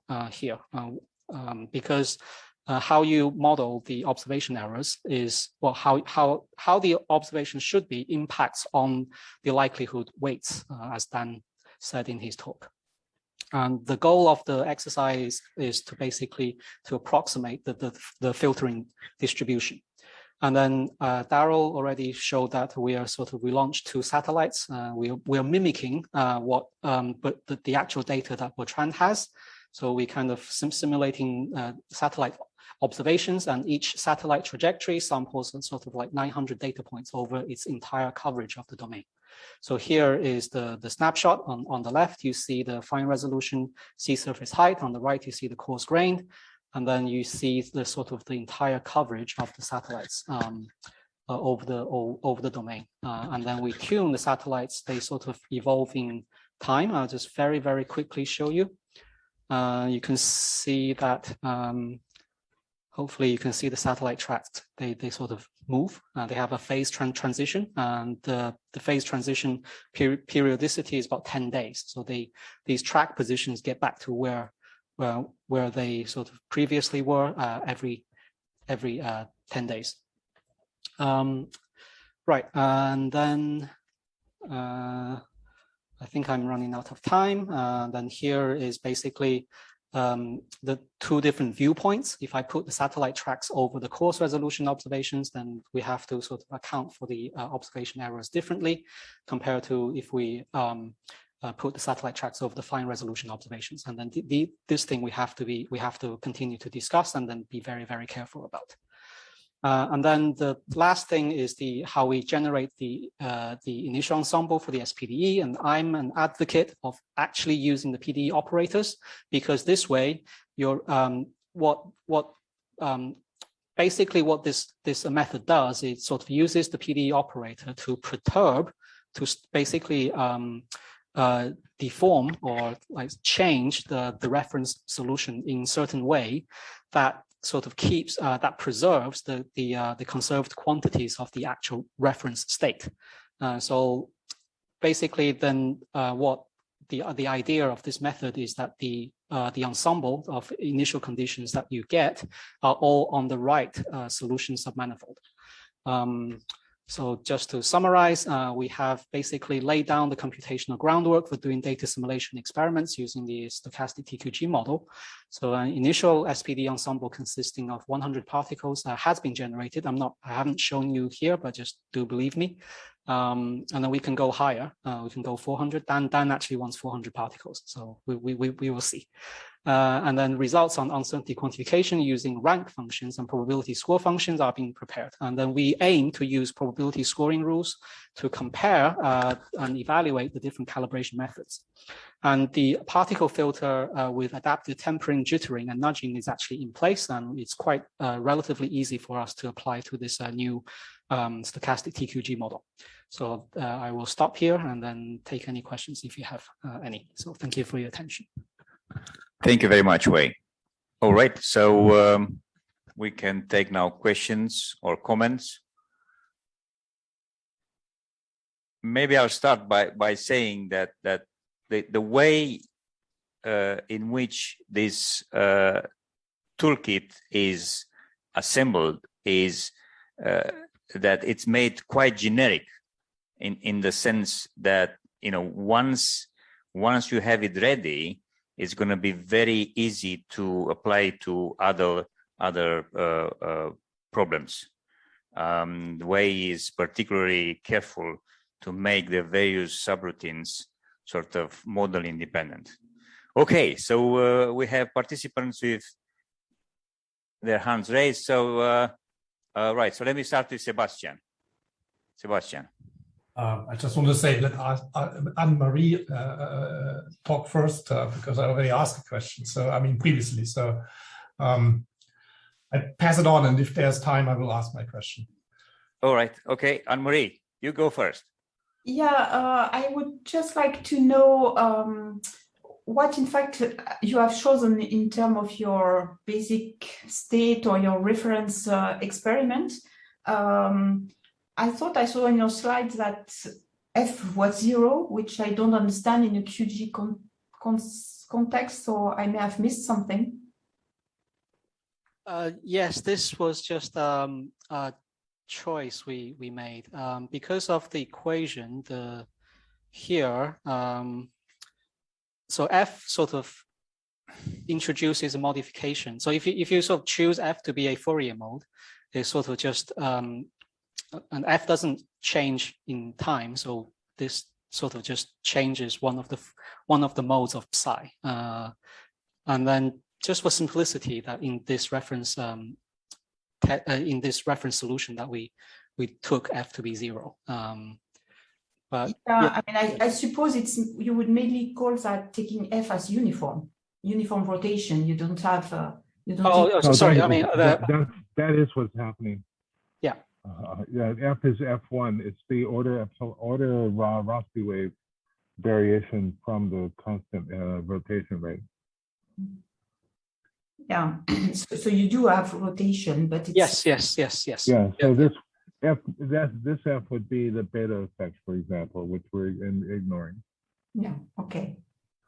Yeah, and I still have this question about the bathymetry in these equations that I don't understand, but that's a topic for further discussion. Thanks. But the bathymetry is extremely important, Anne-Marie. Maybe you should ask your question anyway. The bathymetry dominates the solution. Yeah, but it's, well, okay, let's talk later about that. Thank you. Okay. Thanks. Okay, shall we go back to Sebastian's question then?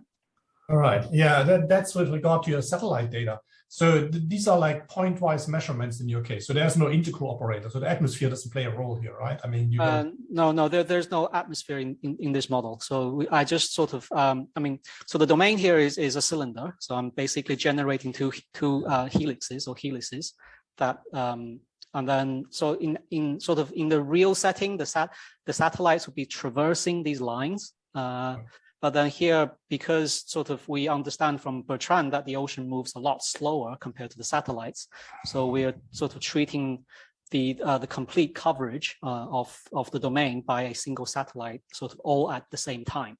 And then these are point measurements. So along, so these lines are discretized. So, and then the discretization basically corresponds to point measurements of the field. I mean, whether it's the fine resolution you want to think about, or whether it's the coarse-grained SSH that you want to think about. Right, just to understand this, I mean, how much are these influenced by the atmosphere? I mean, I understand that you're not considering this here, but just for me to get a mental picture, I would think it sort of depends on cloud coverage and all these sort of things. We talked about simulating clouds actually. So it'd be sort of randomly removing points from that would be. I mean, the satellites can't see everything. So if we go back to the actual. Sorry to interrupt. For the SSH, there is no problem with cloud. The only trouble is indeed what you are doing with the sampling. It will be with when considering the tracer, such as the sea surface temperature or some other parameter, where you will have trouble with the cloud.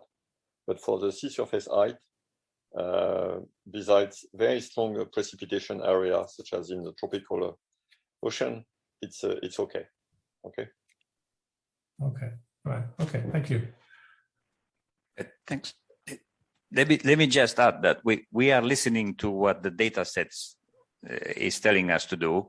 In this case, we were listening to what Bertrand is telling us to do, but it's very easy to produce a subroutine that will either introduce deterministic clouds or random clouds. So the way in which Wei is preparing the observation operator is going to be very easy to add clouds to it, either deterministic, as I said, kind of you have some cloud that is moving according to its own trajectory, or essentially having we just pick up bits of these tracks and take them out. But Bertrand said, no, there's no problem in this case for this data set. Don't worry about it. So we just listen to what he says. Right, Dario, you have your hand up. I did. I put it because I think that this comment that Wei made about making sure that the influence of the stochasticity conserves the quantities that it's supposed to conserve, is very important for a number of reasons. But first, that the fine grains, the fine scale solution keeps you on the level set of these conservation laws. The coarse scale one does too, and if you add noise, then you should add noise that keeps you on the level set of the conservation laws. And moreover, doing that drastically decreases the dimension and the number of degrees of freedom to the system, because you're not wandering all over function space. So I agree with you, Wei, that it's an important thing to do. Yeah, otherwise the noise that we add has no influence on the Casimir. So if you start off being not in the right place, then you can never get back to where the right place is. So well, more than that, the noise will take you away from the right place. Yeah, exactly. So that this is a good thing to do, and this is a feature that I think it should be generally applied. Sebastian, you have your hand up again. Is it by mistake, or you want to ask another question? You are muted. All right, so here we are. A third attempt now. So what happens with all these conservation laws under the data assimilation? Is it a minor perturbation, or is it? Have you checked this? I mean, because the data won't, be conservative in a way, right? Okay, this is a good question. We haven't thought about this because we're still in an idealized case. So as long as your initial conditions for the SPDs are on the right solution submanifold, and then because of the structure of the noise, then your subsequent simulation of the SPD will also be on the right solution submanifold, because the noise preserves that. And then when you introduce data, you do things like resampling on all these things, but that doesn't sort of take you away from where the solution submanifold is. So yeah, you really sort of, then so it's really important that you start your initial set of SPD functions on the right place, because the evolution of the SPD doesn't change that, if that makes sense. But when we go to actual data, then this is something that we need to think about, but we're not at that stage yet. We're still sort of building towards that. Maybe via some kind of a forcing that will change where the solution are. I think Stuart talking, maybe. I think Stuart Patching's been exploring this type of error correction in his work for the primitive equations. think maybe. Okay, yeah, maybe Stuart will be talking about this. Okay, I hate to stop the discussion. We are already over 10 minutes late. So please continue to ask questions, either put them in the chat or directly. Thank you very much for all three speakers. And we're going to have a break now. I make it that it's a good idea to start in 9 minutes at 2:30 BST. So let's start at 2:30 in 9 minutes with the talk by Itsun. Itsun, if you are there, you can already look at check if you can share the screen. Otherwise, we're going to have a 8 minutes break now. No problem. Okay, see you in 8 minutes.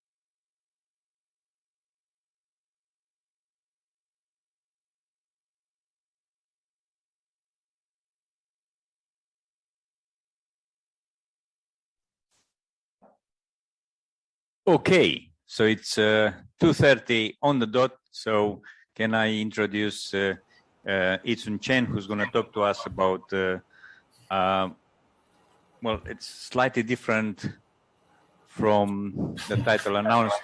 I'll just read that: Hankel singular values and Kuhlmann eigenfunctions. Itsun. Okay. Thanks, Dan, for the introduction. So this is a joint work with Bertrand, Etienne, and Denis. So, okay.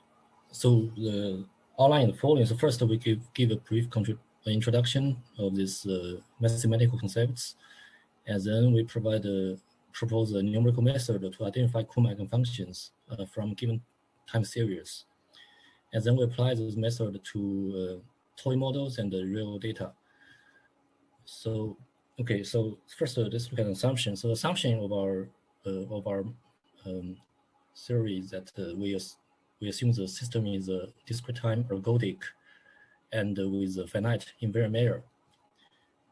And the Kuhlmann operator is defined in the following. So basically, it's defined for the observables. And here we assume that the observable is square integrable. And we define the Kuhlmann operator for given observable. We define KF to be the F composed with T, where T is a model of the dynamic system, is a model operator. So first, I just state the main theorem, and then I will, in the next few slides, I will explain what this terminology means. Basically, on the left-hand side, so let's look at equation 3. On the left-hand side, this is the quantity we computed from Hankel matrix. And Hankel matrix is constructed using your time series, so it's numerical. And on the right-hand side is AI squared. This is a theoretical value for the Kuhlmann eigenfunctions. So basically, we prove that there is a correspondence between the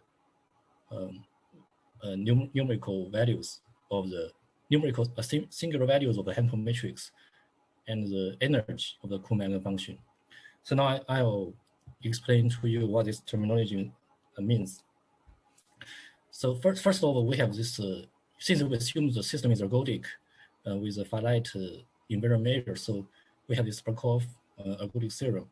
So basically it says that this integral of this, for any L1 integral observable on F, the integral of F on the whole phase space is equal to the limit of the temporal average of this F. So basically this implies, I go through these facts quickly. I will not provide a rigorous proof for this. So basically it means that first, K is isometry from L2 to L2. And secondly, we have the wall decomposition. So basically we can decompose the L2 space into a unilateral shift part and a unitary part. And similarly, and correspondingly, this Kuhlmann operator K can be decomposed into a unilateral shift plus a unitary part. And then for any observable F, we can say write F as a sum of two orthogonal components. And F shift is a unilateral shift part, and Fu is a unitary component. Okay, so next is we need this spectral theorem of unitary operator. So basically, it says that if you have a unitary operator, then you can find a map, equation 5, from the Hilbert space to the L2 space on the unit circle for some measure, for some finite measure d nu f, and this finite measure depends on f. What is f? F is so here we assume h is f cyclic. So h is generated by f and the unitary operator u. So basically, it says that you can have a representation of this Hilbert space.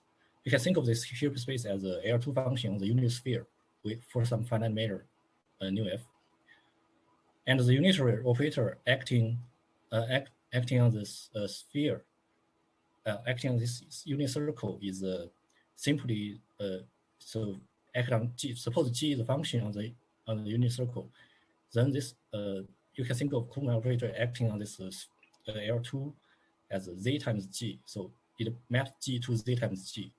Okay, so basically this is the representation of the unitary operators. So therefore, so this gives us a decomposition of F. Okay. So in the last few slides, we get this F equals F shift plus Fu. So this is unitary shift part, and this is unitary part.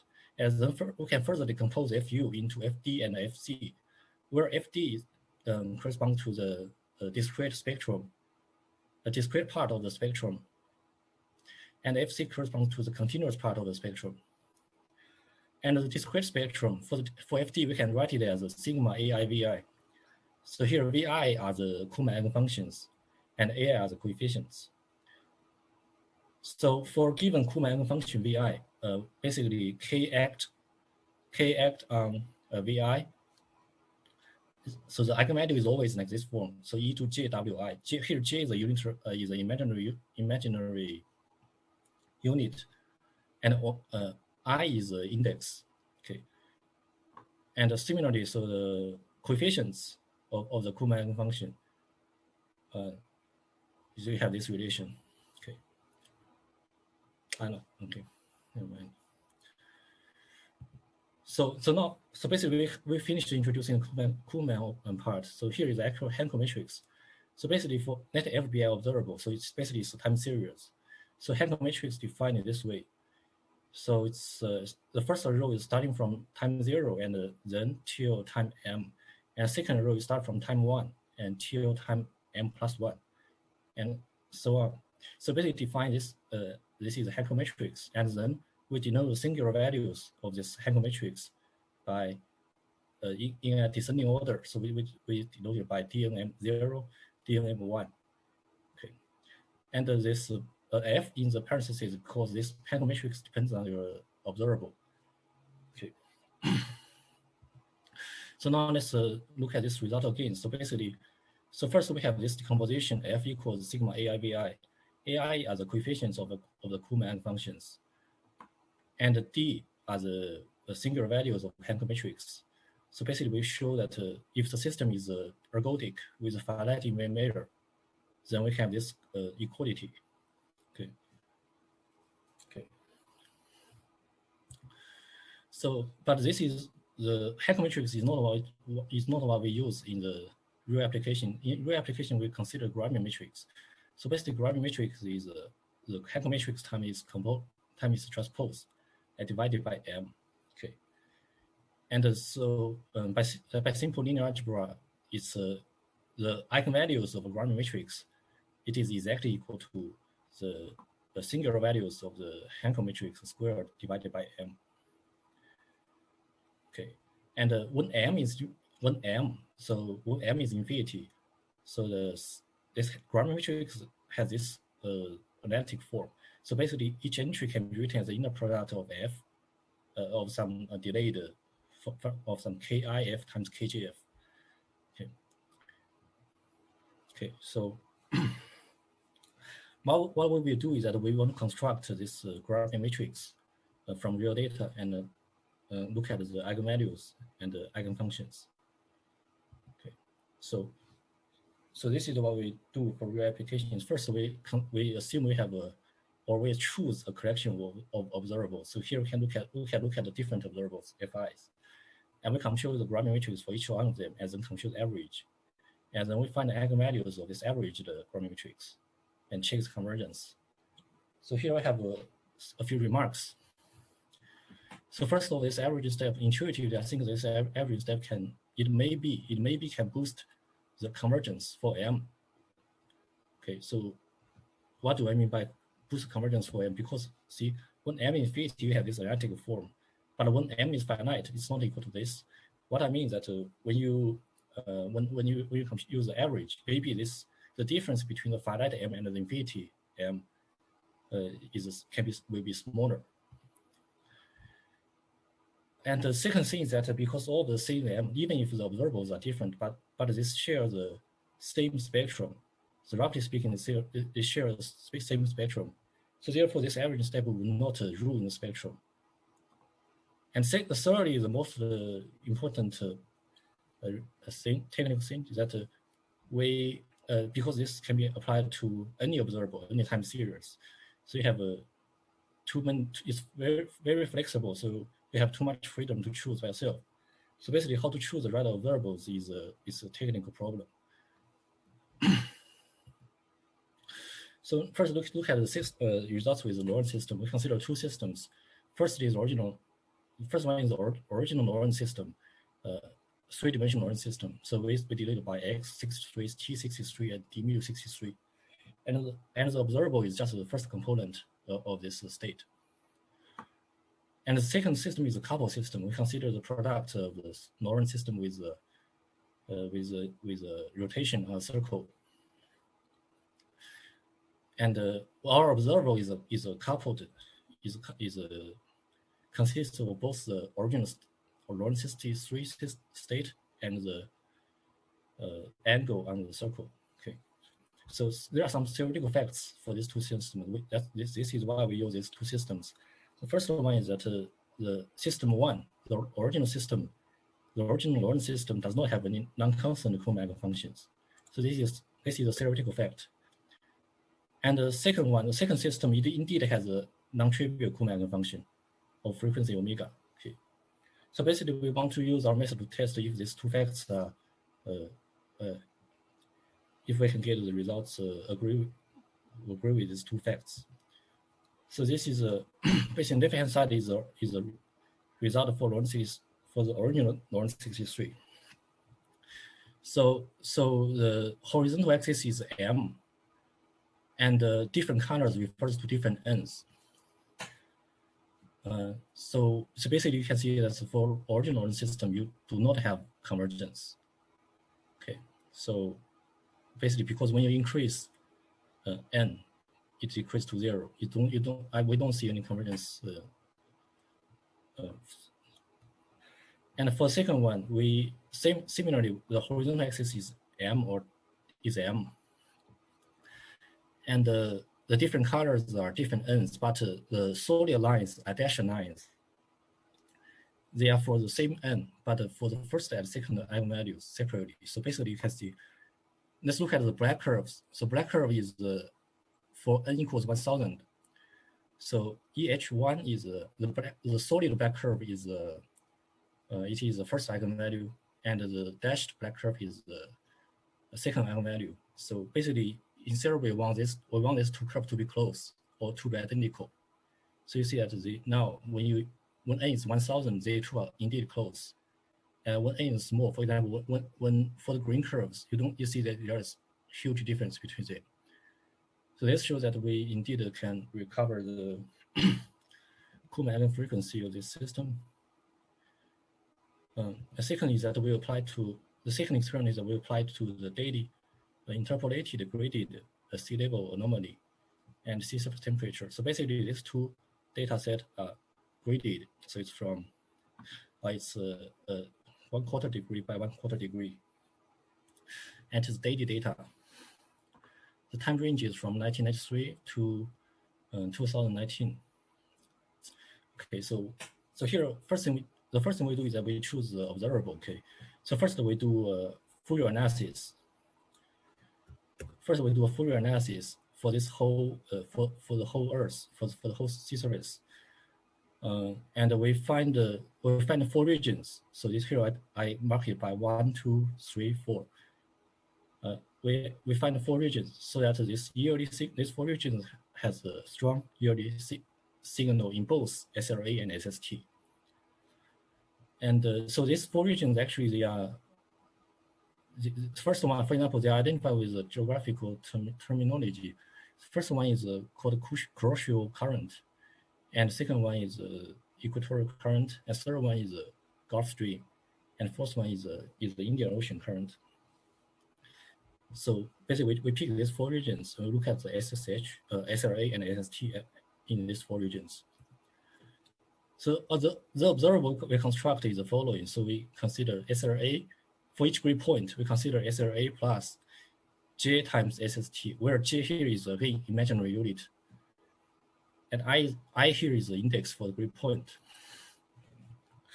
As we compute this average, the CNF, So you see that we indeed see a strong signal in the of 1 year period and of half a year period. So this corresponds to the first two eigenvalue and the next two eigenvalues. And you see, on the left-hand side, we see that the eigenvalues, they indeed, at least for yearly, they don't decrease to 0. Okay, but still, there is not it's not perfectly convergent. This is, I think,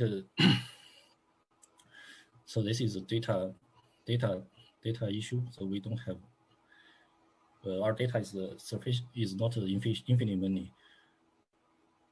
For half a year signal, you see about the same. So you see some kind of convergence, but not perfect convergence.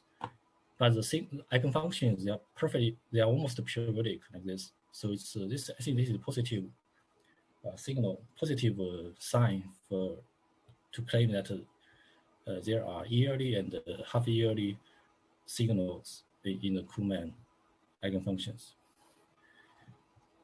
Okay. The third application is that we applied to the satellite along track altimetry observations. So basically, the difference between this data set and the previous data set is, so here, this one is not graded, it's along the tracks. And it's also of much higher frequencies. You have about 1 observation per second. Before, we have only 1 map every day. Okay, and the second 30, so this is we have 22 different time series.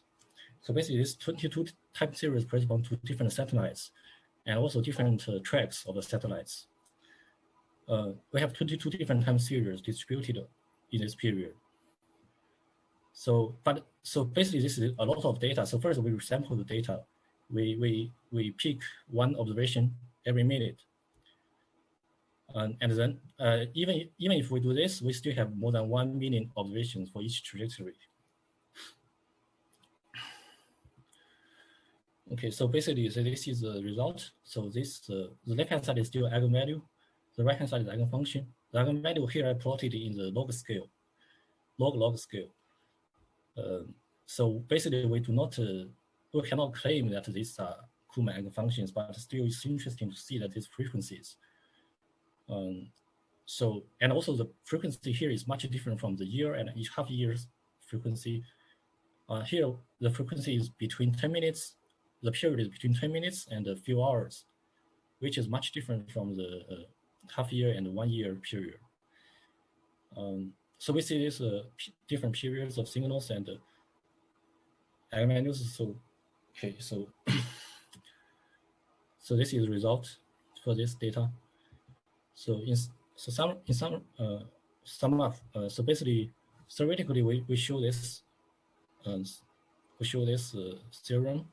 So that if your system is ergodic with a finite invariant, then you can say that the Gramian or Hankel singular values, there is a correspondence between Hankel singular values and the Kuhlmann eigenfunctions.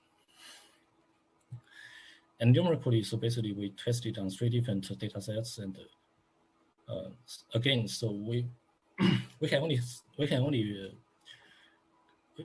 for the 163 system we know what will happen, and we checked it. It is indeed like that. For the SLA and SST data, so we are still doing more tests.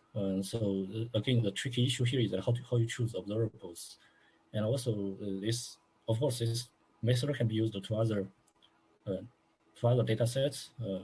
My personal feeling that my guess is that large scale, it's, for large scale data, for signals of large period, I think it's maybe we do not have enough data set to examine the Kuhlmann frequency. So maybe this should be applied to small scale signals. Okay, that's all I have for today. Thank you for your attention. Thank you very much, Itsun. Questions or comments? Itsun, what is griddled SLA? Gridded. What is gridded? Oh, it's gridded. Okay, sorry. Gridded. Sorry. Oh, I understand. So it's on the grid. Yes. All right.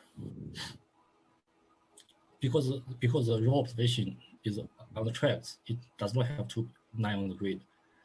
So this is the second data set is calculated from the long track data set using optimal interpretation. So it's graded data. But the original observation is not graded. It's on the small tracks.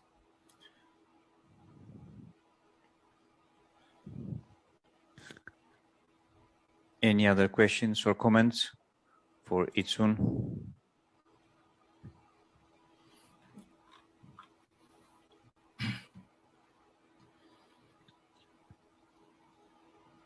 Okay, in that case, thank you very much, Itsun. Okay, let's continue with the next talk, which is by Benjamin Dufay.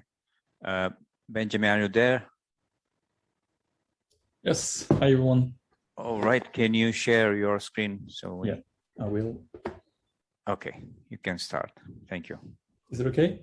Yes. Okay.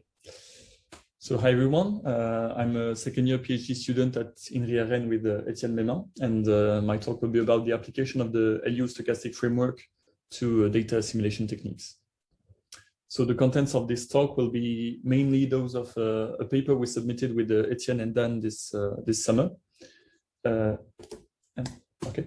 And so the model which was at hand on our experiments was the surface quasi-geostrophic model, which relies on an either stochastic or deterministic transport equation of the buoyancy field.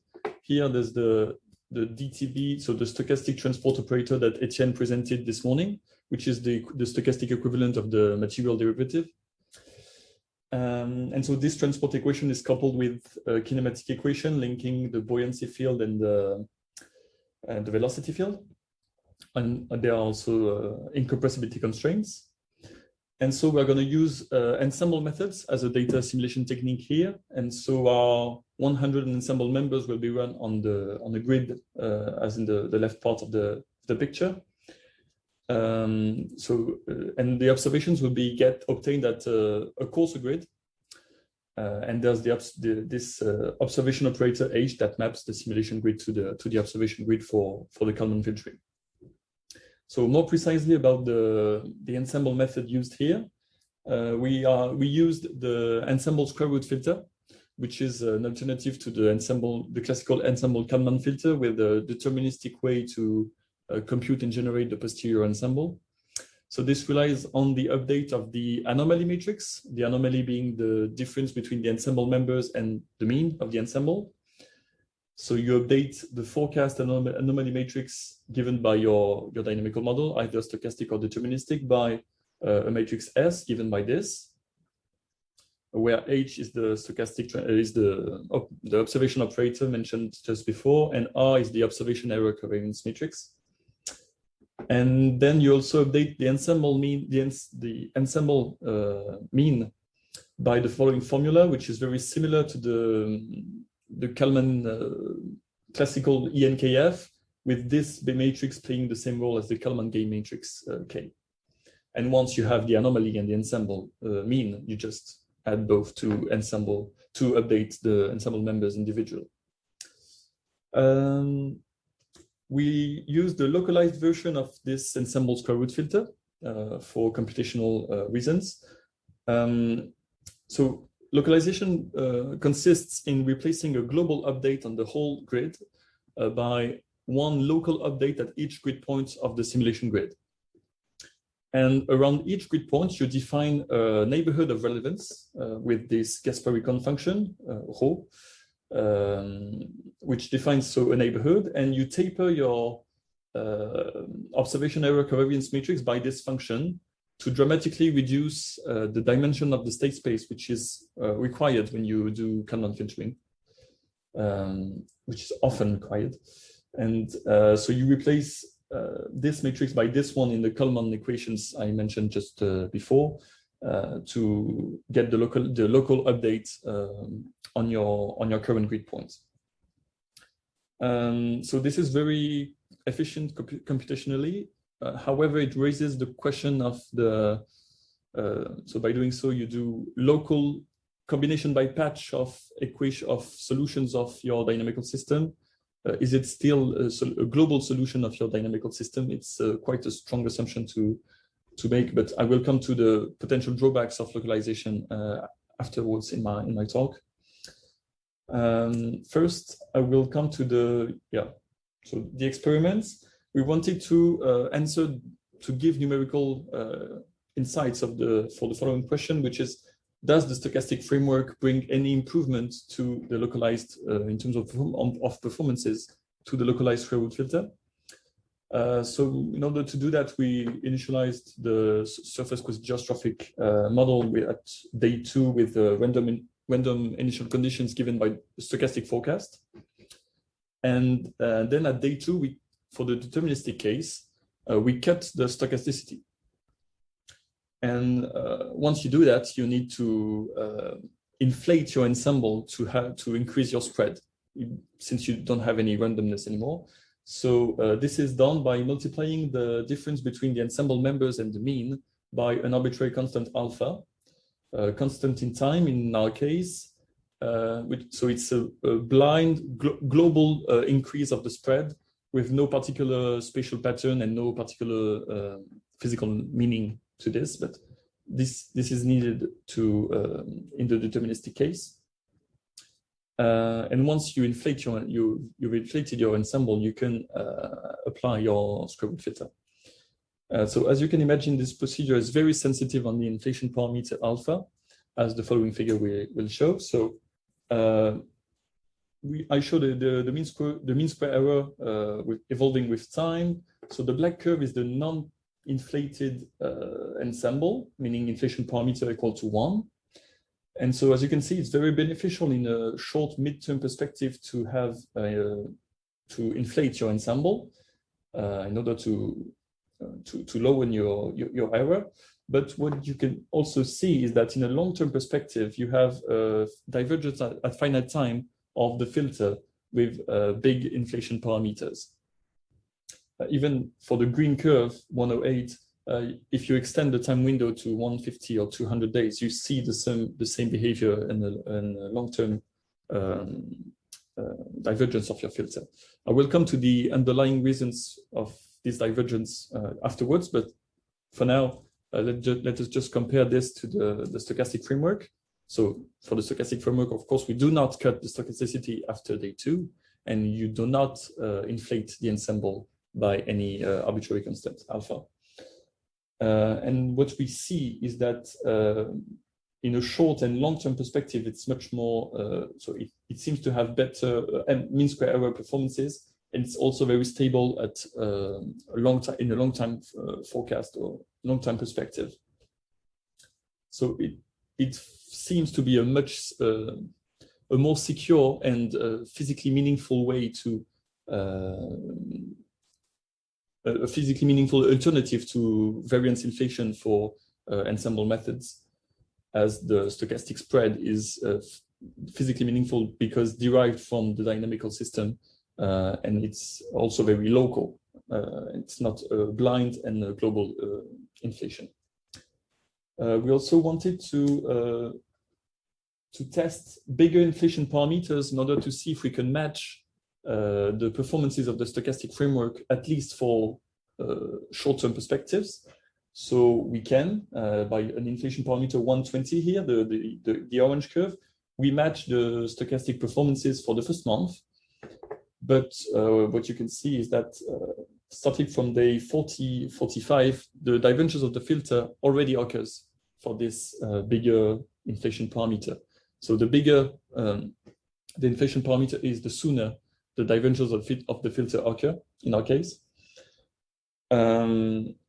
So in the paper, we'll also study the spreads for different inflation parameters and for the stochastic framework in order to see the quality of spread that we have for each case. And for spread 2, we conclude that the stochastic spread seems to be the most adapted one for the Kalman filtering. Now I come back to the underlying reasons why we have the divergence of the filter in finite time, which is the localization in itself.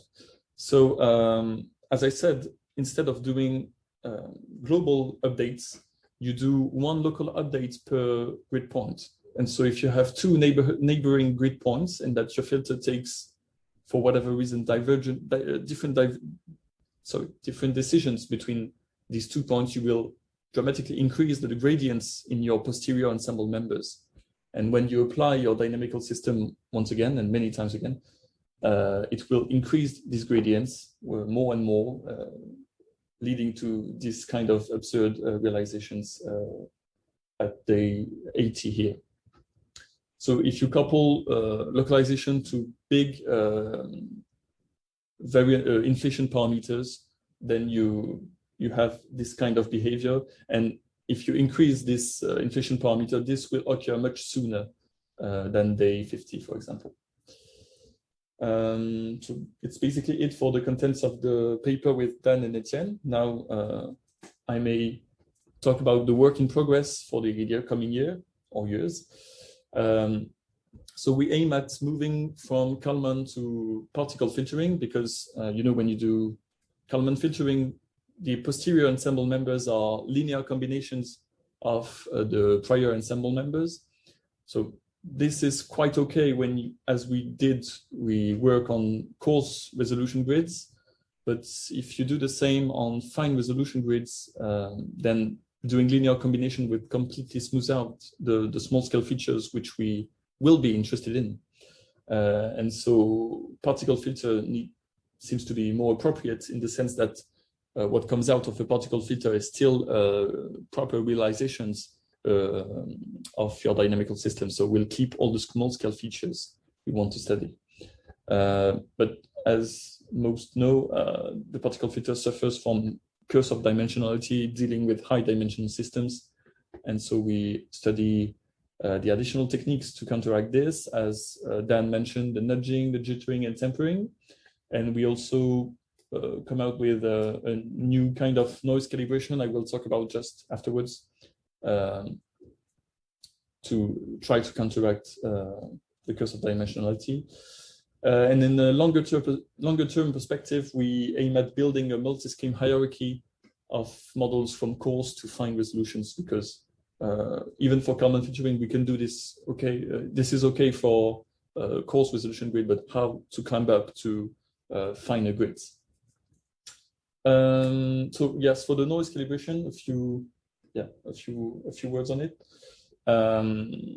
The point is to take into account the upcoming observations, provided you have it, to guide your set of particles or ensemble members towards it. So it's a modification of the forecast. It's not a data assimilation technique in itself. It's not in the filtering, but in the previous forecast that it occurs. So in the LU framework, the noise writes as follows. So it's decomposed on the basis of eigenfunctions for the covariance operator, and beta are Brownian motions. And so we aim at guide the particles toward the next observation using introducing a velocity. So you want to allow your centered drift. This is theoretically this one is centered, and you want to allow it to have a drift. You do it by changing measure and considering a Gaussian transform. And this way you have your noise has a drift, a V gamma, decomposed on the same basis as the noise. And you need to tune this gamma in order to guide the particles toward the next observation. So how to compute this gamma? So this idea is basically the same idea as the nudging principles that were used by Dan and other team in London. But the next is a bit different. So let us say that we start from a time t1 and that you have an upcoming observation at time t2. You can assess the prediction at time t2 given your current velocity by this quantity, which we call B tilde, the backward registered observation at time t2. So you have your observation at time t2 and you just transport it backward with your current velocity. And by doing so, you make a mistake, which is dTB tilde. And you want to calibrate this V gamma, which comes from a Gaussian transform, so that you cancel this error in some way.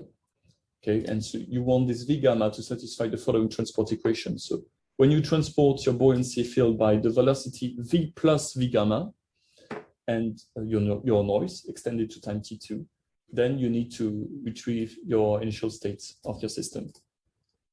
And so this results in the following least square minimization problem on gamma. So I spare you the details, but I will just show you, just finish my presentation on a few numerical insights. So, okay, I show you a pure forecast coming from a data-driven noise. At 2 grid points, I chose 2 grid points of my grid, and this is the buoyancy with time. And so the magenta spread comes from the spread of my ensemble members, or my set of particles. The blue dots are the truth of the system, and the black dots are the observations. So they are noisy around this truth. So what we have with the classical forecast is that we don't have much spread, don't have enough spread to contain all the truth and the observation points. And once we apply our noise calibration procedure, it turns out that it's very flattened because of the amplitude, which is much bigger for this noise calibration ensemble. But we managed to contain all the grid and the truth and observation points in our spread. And so in a particle filter perspective, it's much easier to perform particle filtering with this kind of ensemble rather than these ones. So there are still much work to do on this noise calibration procedure to make it work maybe better, but I just wanted to conclude my talk about some numerical encouraging signs, let's say. Thank you for your attention. Thank you, Benjamin. Right, okay. Questions or comments? I can see Alberto has a question. Would you like to read it out, Alberto, or shall I read it out? Yes. Hi, Benjamin. Thank you. Very nice talk. It's about the first part of your talk. I was curious to know how do you select the amplitude in the noise when you in your LU approach, but that maybe is obvious, but is unclear to me. But the reason why I'm asking that is because the way how you perform the comparison between the localization and without the inflation and without inflation, that only apply for the the scalar inflation that you are the multiplicative inflation. But your result with LU seems to me very similar to the one you could get by just using the additive inflation, which is another very ad hoc fix, which essentially had the random noise to each ensemble member. And in that way, of course, it keeps the diversity. But we knew that in a number of applications that doesn't work very well because it breaks in a way the dynamical consistency of the ensemble. So I was just curious how the two things compare, what you call the LU and the classical additive inflation. Well, I didn't know about the additive inflation, but I know there was the perturbation on the initial condition, and maybe it's the same thing. I don't know. Yeah, it's very similar. It's indeed very similar, and in fact, it is known in 9-dimensional atmospheric application. It is actually numerically known that the mix between the two, this multiplicative and additive inflation works well. Can I also pose a second question, Dan? Or is there? Yes, sure. Yes. So this localization that you're using here is, of course, is what is called the observational localization in a way. And so for this to work, you need to have local observations. On the other hand, most of the observation I understood in this project are relevant, are satellite data, which are non-local, and for which the domain localization, the one in which you localize the error covariance matrix of the forecast, is the only one which is appropriated. But of course, then it has other type of issues. For instance, you cannot have it so efficiently numerically because you cannot parallelize. Can you comment on this? Yeah. So here, that's true that we assume that you have an observation on the whole grid provided here, meaning that on each grid point, on each simulation grid points, this kind of neighborhood is non-empty for each point.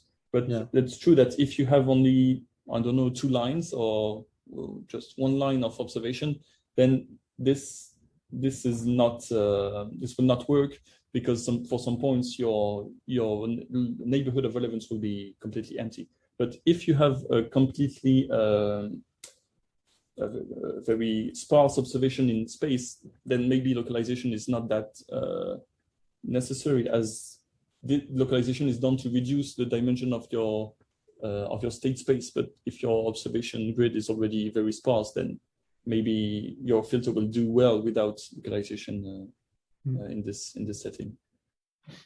Thank you. Maybe.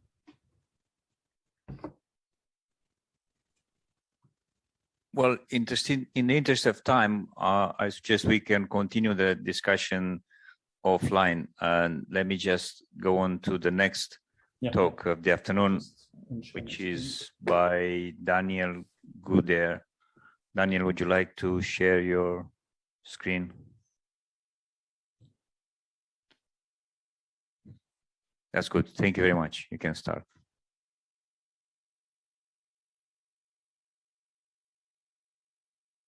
So I'm Daniel Gooder. I'm just about to go into the 2nd year of my PhD, working under the supervision of Dan Crisan.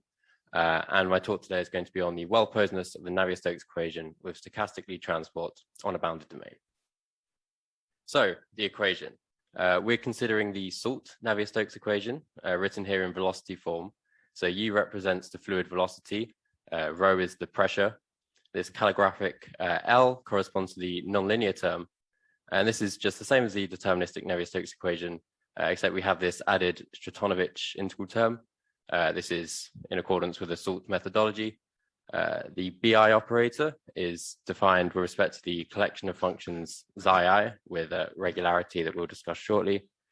BI is defined as the Lie derivative along the scie, plus this 0 order term, which we will appreciate on the next slide.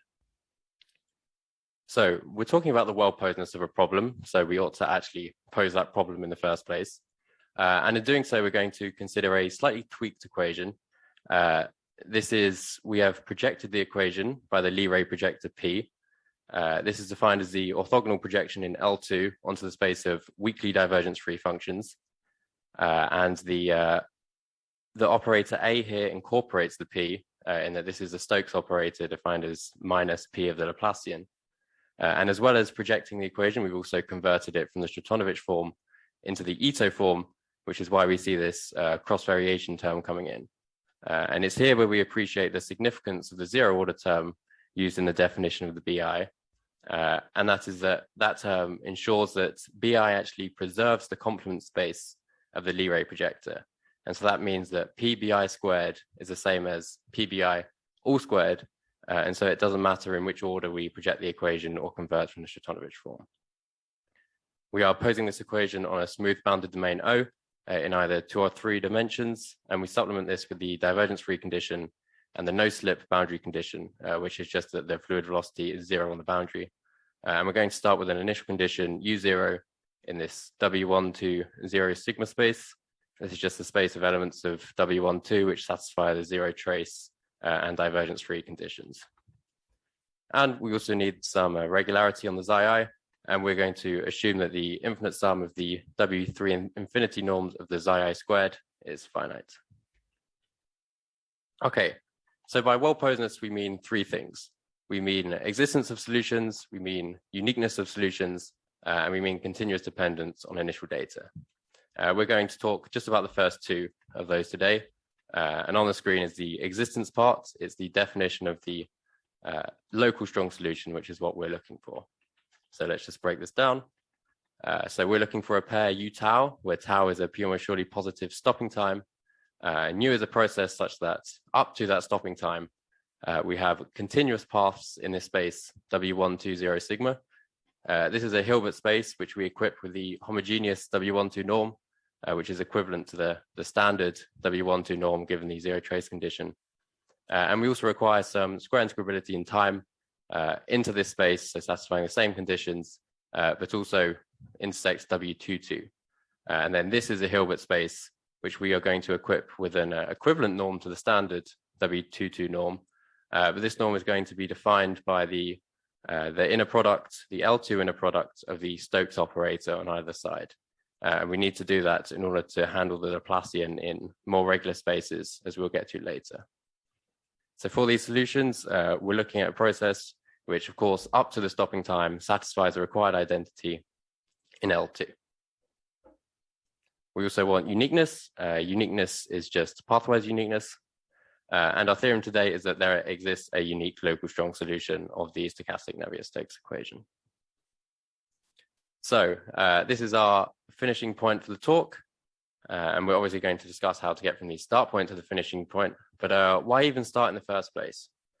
Well, just briefly, why do any of this theory?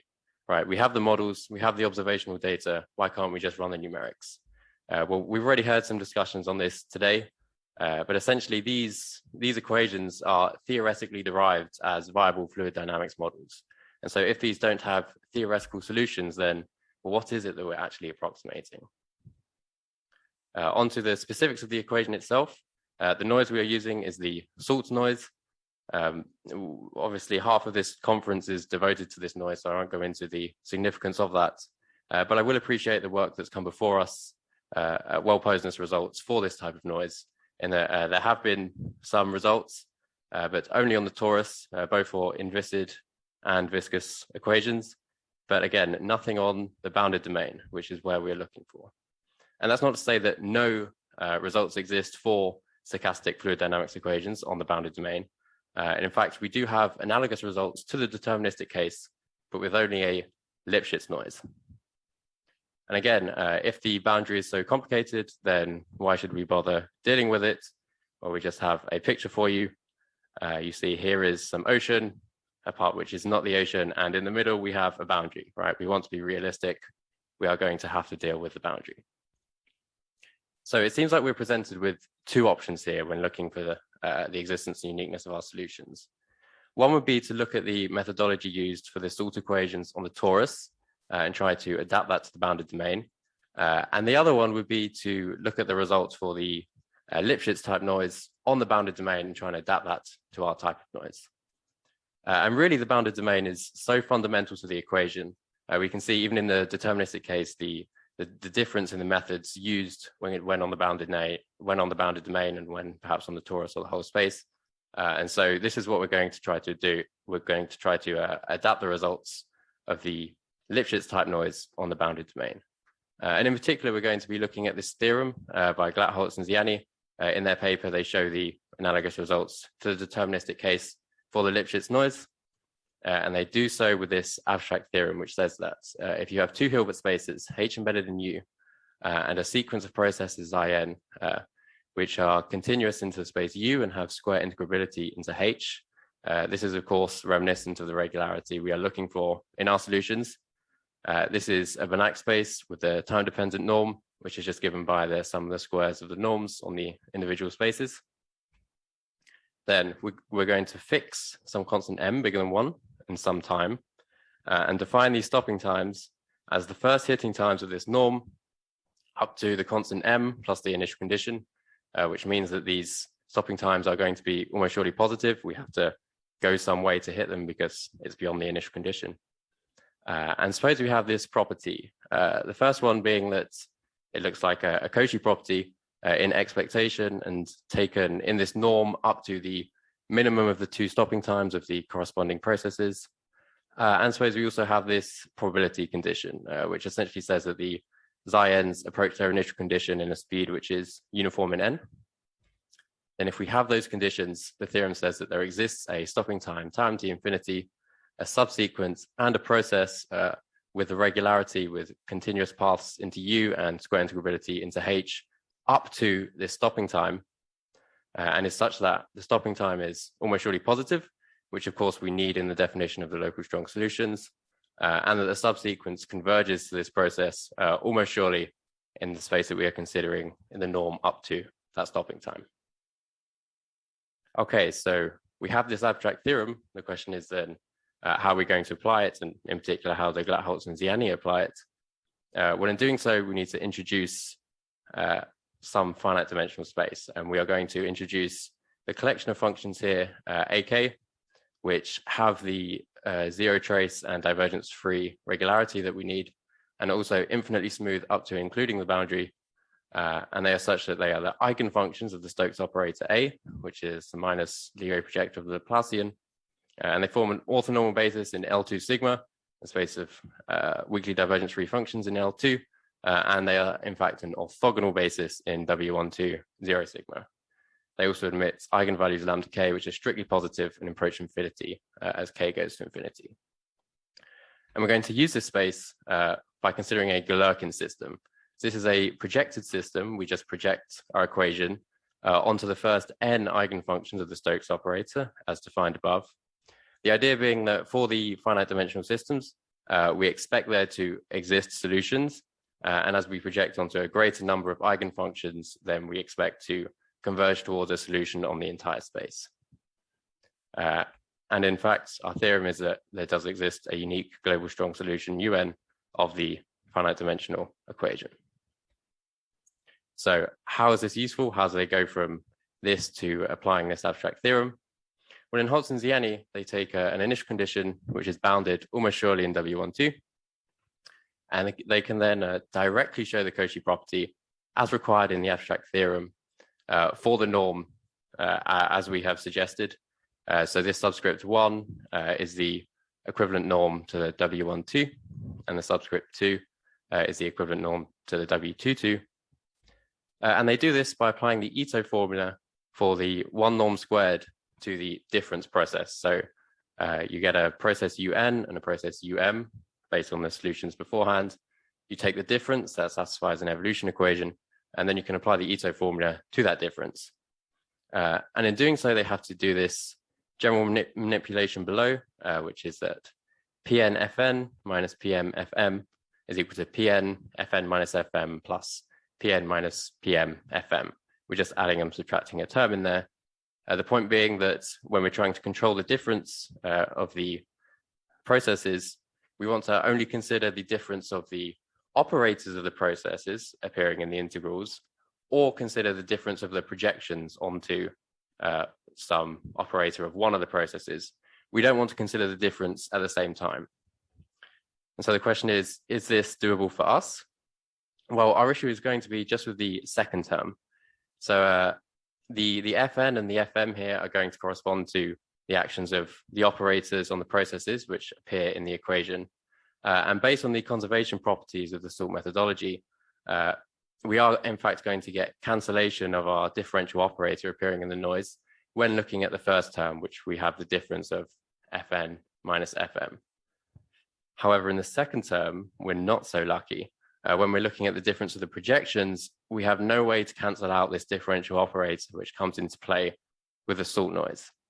And to see this more explicitly, what we want to do is use this idea that when we're looking at the difference of the projections in the one norm squared, we can bound this by taking down 1 over lambda m at the cost of taking another derivative. And so if Fm was just one of the processes UM, then we can use the fact that the stopping times give us uniform control over the integral of the 2 norm squared of the UMs. This is coming from the stopping times, which we have defined. And so with that uniform control, as we take the limit as m goes to infinity, then we just see this limit only affects the c over lambda m, which is then going to go to 0 because the lambda m goes to infinity. And so this is then going to be completely fine in the Lipschitz and linear growth case for their noise, because say Fm is going to be the action of the terms we see in the noise on the processes, and they can then bound that again by the 2 norm.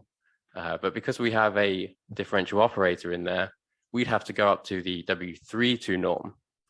And so without any sort of control on the W3 2 norm squared of the Galerkin system, we cannot expect to send this term to 0.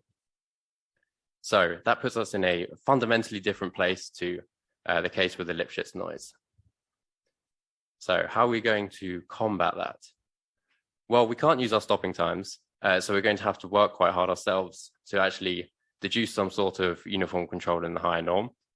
And exactly as you see in the deterministic case, we hope that starting from a more regular initial condition, our solutions are going to preserve the regularity. And so we're going to start from a U0, which is almost surely in this W22 space, again, satisfying the zero trace and divergence-free condition, and we're going to assume it's bounded in that space. Then we do indeed have the theorem that we have uniform bounds of the process of the system of solutions to the Galerkin equations up to the corresponding stopping times used in that definition in the higher norms. So here we now have a W22 norm in the supremum term and a W32 norm in the integral term. So note this constant C is independent of n, so we have uniform bounds over all of the solutions to the Galerkin system.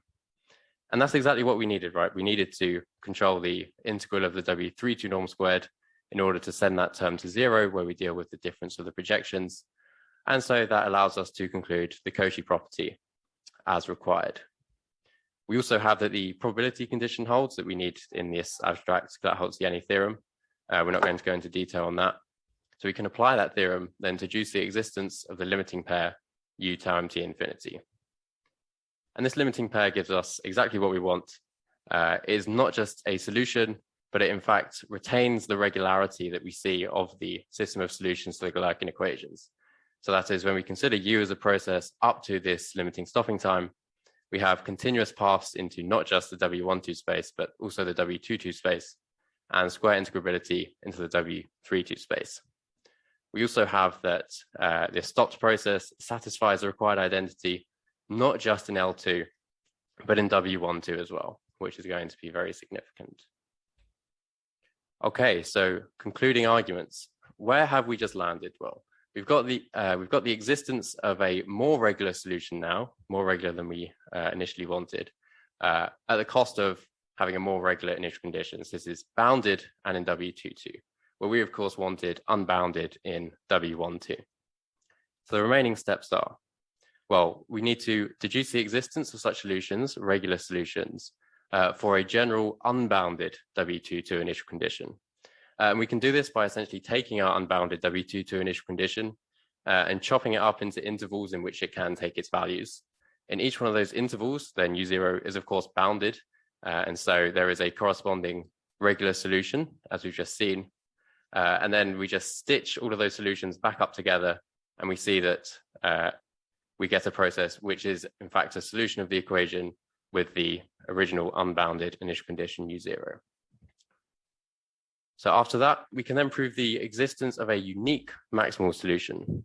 So we haven't said anything about the uniqueness since the introduction, and proving the uniqueness is actually quite straightforward. It's done with the same sort of energy methods we've seen before by applying an Ito formula with the L2 norm, by applying that Ito formula to the difference of two processes which are solutions of the equation corresponding to the same initial condition. We do a Gromwall type argument, we get a bound which is from the difference of the initial conditions, but they're the same, so that's 0. And we want a maximal solution, in particular one that exists beyond any of the first hitting times that we've considered so far. After this, we're going to consider a new initial condition U0, which is at first bounded in this W12 space, again satisfying the zero trace and divergence-free condition. And we consider a sequence UJ0, satisfying again these conditions, but also in W22, such that we get convergence of this sequence to U0 almost surely in W12. And the existence of this sequence UJ0 is just straightforward for a modification. And the significance of having this sequence of UJ0 is that, well, they have the regularity we need to deduce the existence of solutions corresponding to those initial conditions. Because we've postulated that the UJ0 are also in W22, we've just shown that regular solutions exist for this sequence. So we define the solutions UJ corresponding to the initial condition UJ0.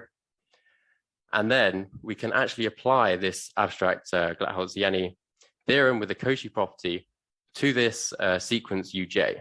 If you remember our issue when doing this for the system of solutions to the Galerkin equations was where we had the difference of projections. This is the only reason why we needed to go up to the level of the W32 norm.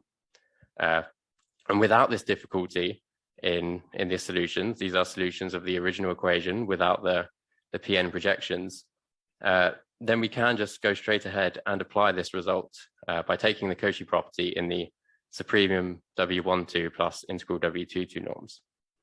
So because of that, we can then obtain a limiting pair, which is a local strong solution of the stochastic Navier-Stokes equation for the bounded initial condition. And then the final step is just to relax the boundedness constraint, which is just as we've done at the top of the slide. So that's it from me. Thank you very much. And these are the references. Thank you, Daniel. Any questions or comments? Maybe I can start by saying that this GHZ argument is really quite general, and it prompted us to try and get some sort of general criteria that doesn't apply just to Navier-Stokes or any other or any other specific equations, but it can be just something along the line of those of you that are in the know. There's a paper by Caton Lai that does this for the deterministic case, and so we've been working on that, and we found that one needs to separate the case when you have viscosity from the implicit case. That if you try to do one criteria for both cases, you don't end up with sort of optimal results. That you apply it for Euler, you get one type of results, but when you apply it to Navier-Stokes, then you end up imposing more regularity than it's needed. So in the stochastic case, it may be that we will have to design two general existence criteria rather than the one criteria. Okay. Any other questions or comments?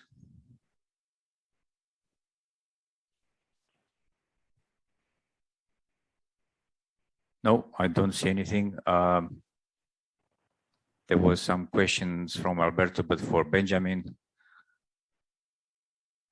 Okay, well, in this case, this was the last talk of the day. Thank you very much, everybody, for attending, and my thanks to all the afternoon session speakers.